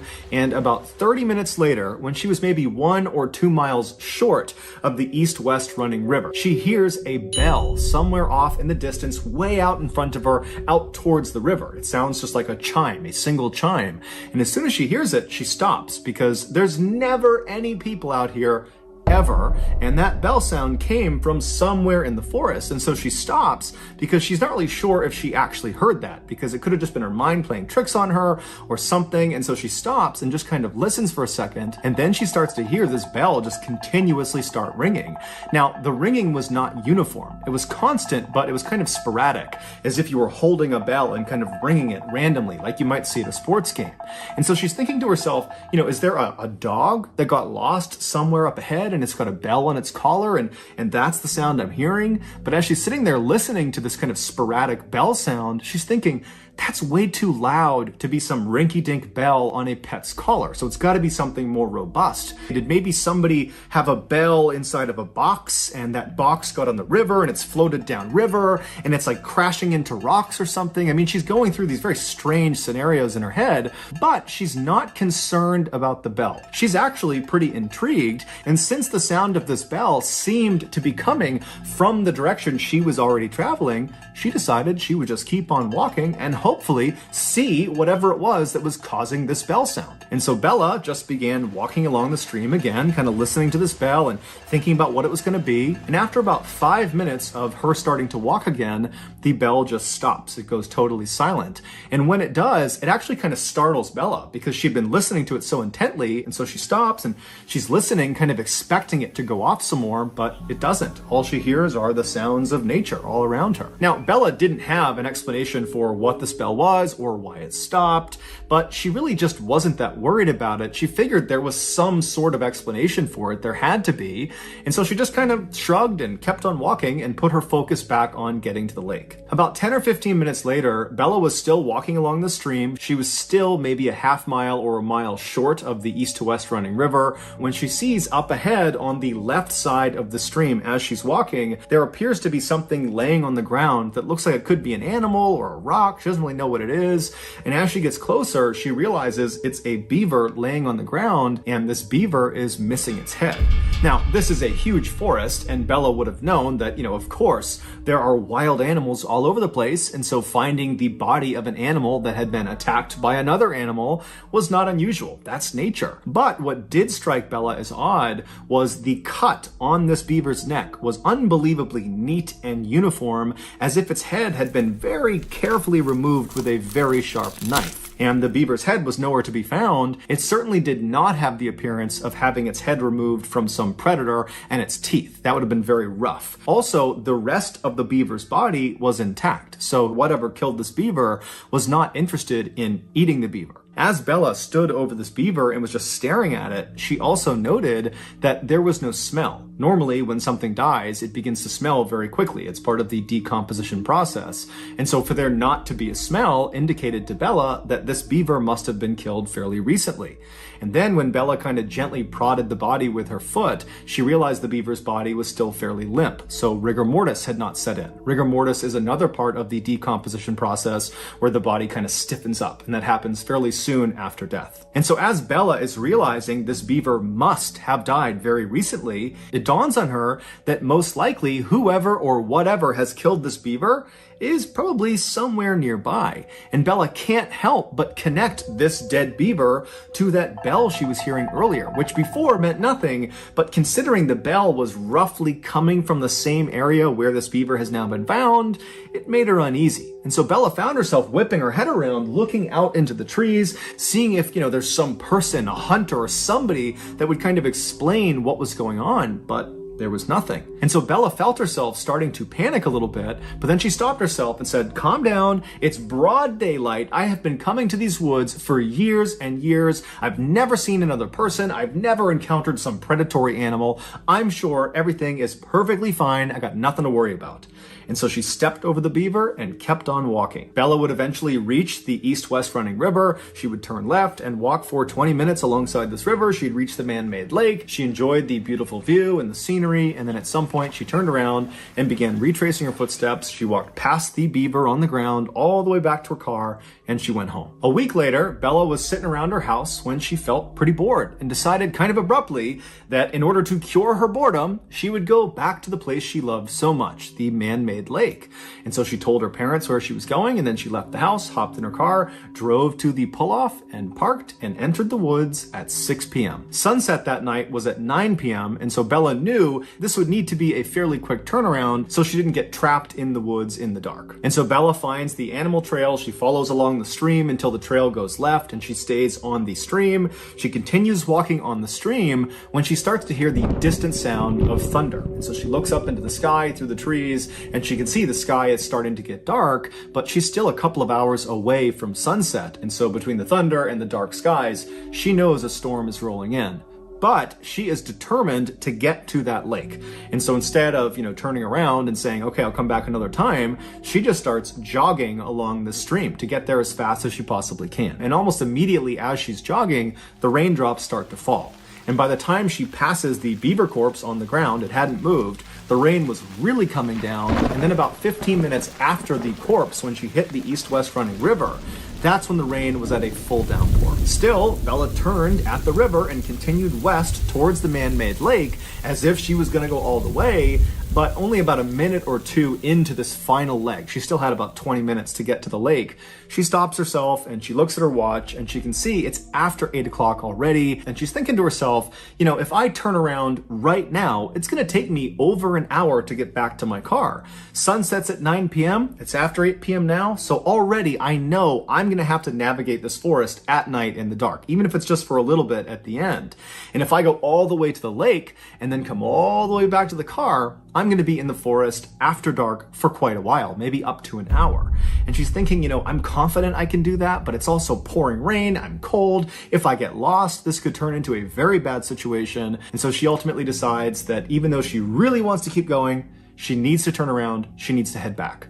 And so she turns around and she walks back up alongside this east-west running river to where the stream fed into that river. She turns and begins walking south along this stream, headed back towards the car. On her walk, because the visibility was starting to get quite bad because it was so dark, she had her head down at the ground because she didn't want to trip. She's stepping on rocks, she's stepping on muddy areas. She wants to make sure her footing is solid. And so her head is down, the rain is pounding all around her, and she's walking for about 15 minutes when all of a sudden something hits her in the top of the head. And so reflexively she looks up and kind of puts her hands in front of her face to protect herself, and she sees what she had just run into. It was the beaver corpse. It was hanging from a string that was dangling off a branch right above her. And this beaver's head had been retrieved, and the head had been stitched onto the front paws of this beaver.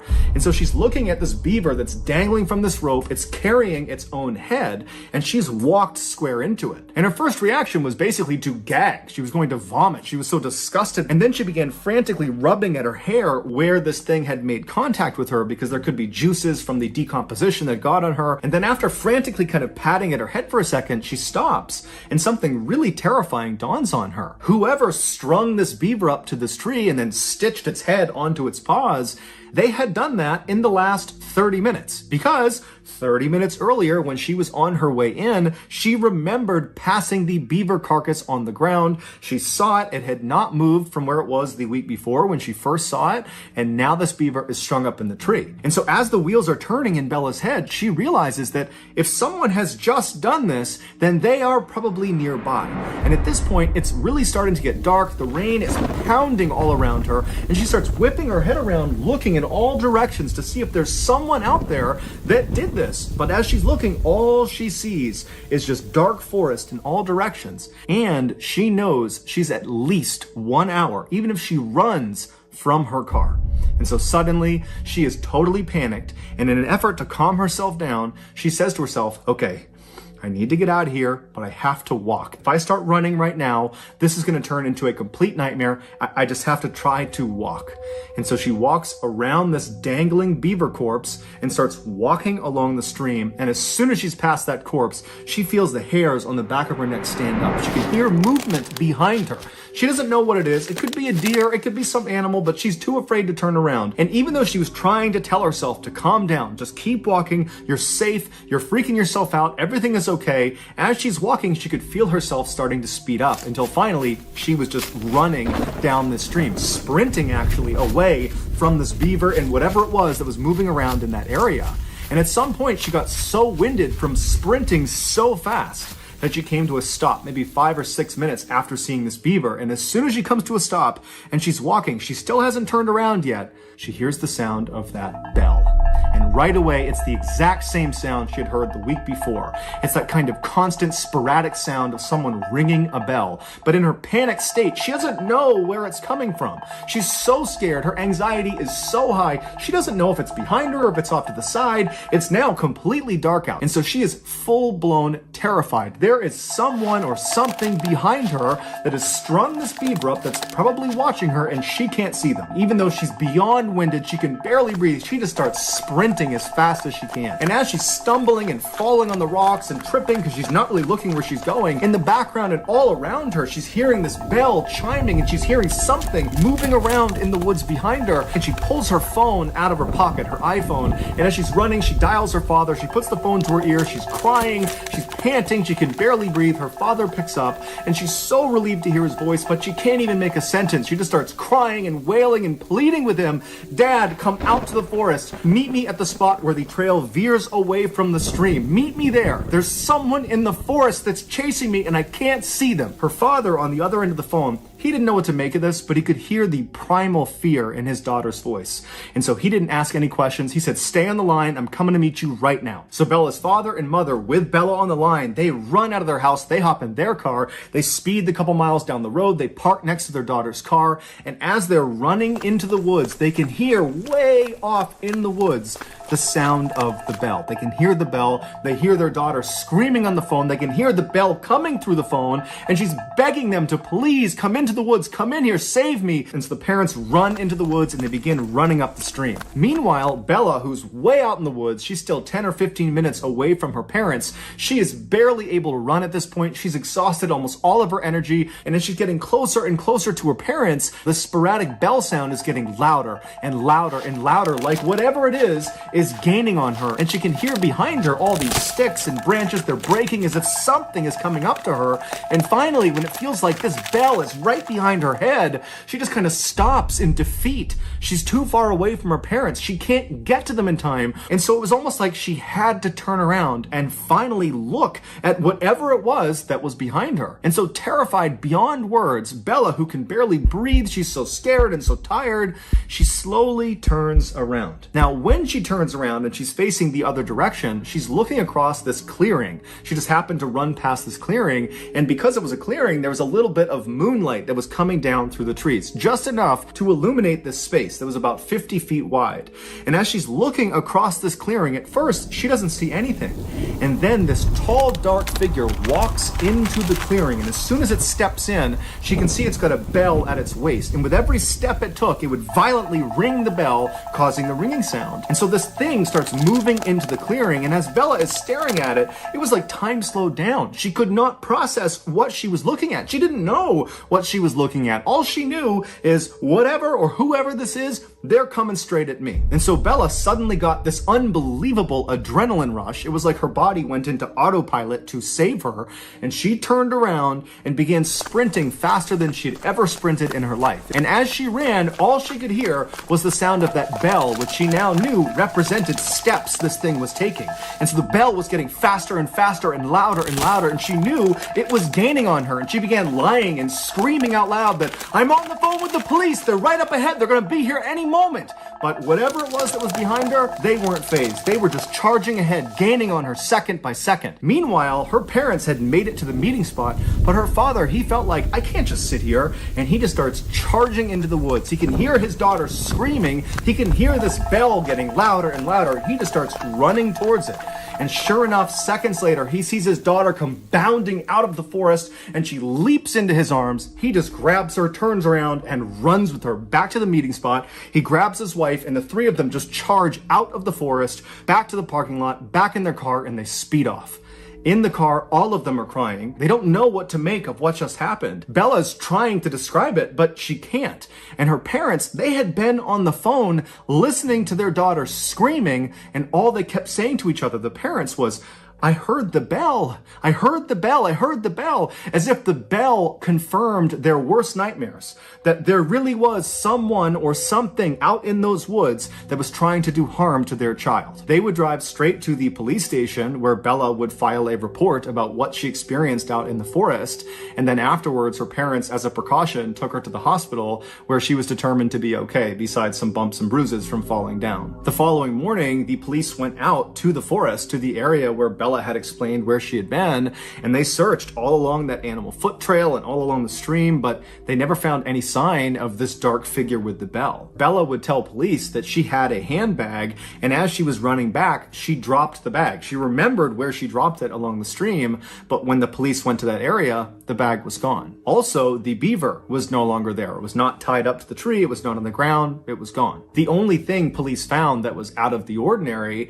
was they found a little ways off from the stream, basically along the path that Bella would have been running on, they found a t-shirt neatly folded placed underneath a rock. But the police and Bella and her family have no idea what that signifies. Ultimately, the police told Bella and her family that more than likely what she ran into was some kind of mentally unstable person that was living out in the woods, and perhaps when Bella came into the woods, they felt like she was on their property, and so they kind of tried to scare her off. But Bella has a hard time accepting that. She felt like, as she was running from whoever was behind her, that she was in mortal danger. That had it not been for her father running into the woods and literally grabbing her and running with her the rest of the way, that she may not have gotten out of the woods at all, that she might have been attacked and killed by whoever this was. She also can't help, when she looks back at the entire experience, thinking about that moment when she turned around and looked across that clearing and saw this figure come into the moonlight for the first time, that when it came into the moonlight, the way it was moving, the steps it was taking, they weren't normal, they were abnormal. There was just something off about this thing's movement, that it didn't seem like she was looking at a person, but rather some big animal. But regardless, since her ordeal, there have been no strange sightings out in those woods. However, almost no one ever goes in those woods except for Bella and her family, and Bella and her family, they don't go in those woods anymore. So whoever or whatever is out there is still just out there. So that's gonna do it, guys.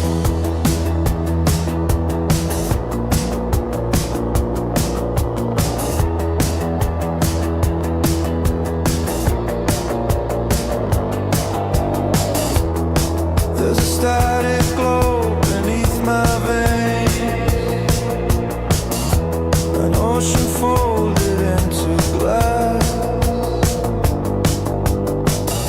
I hear the hum, I taste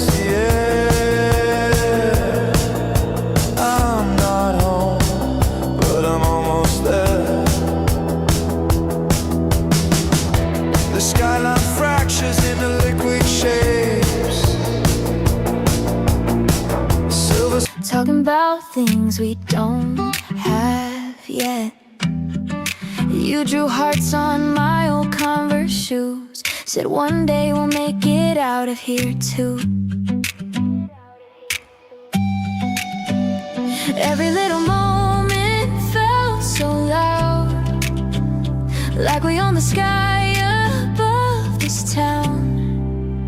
We were 17, burning like a spark. Didn't know forever, didn't fear the dark. Your name still echoes in my brain. God, I wish I felt that young again. We were reckless, we were wild and free. You were everything I thought I'd need. Now it's just a faded memory, but it still sounds. Guys, if you found the secret in today's episode, let us know in the comments section what it is and where you found it. And if you're the first person to do that, we'll pin you at the top of the comments section. If you got something out of today's episode and you haven't done this already, please offer to sing at the Like Button's wedding. And then when it's time for them to have their first dance, sing a rendition of Du Hast by Rammstein in an Australian accent. Also, please subscribe to our channel and turn on all notifications so you don't miss any of our weekly 2 or 3 video uploads. We are now selling merchandise like flannels and hats and hoodies and all sorts of stuff. If you're interested, go to shopmrballen.com. If you want to learn about upcoming deals and promotions for our merchandise, go to our shop's Instagram page. The username is shopmrballen. If you want to get in touch with me, you can direct message me on Instagram or on Twitter. My username for both platforms is the same. It's johnballen416. I also have a ton of content over on TikTok, where my username is MrBallen. We also have a second YouTube channel called MrBallen Shorts,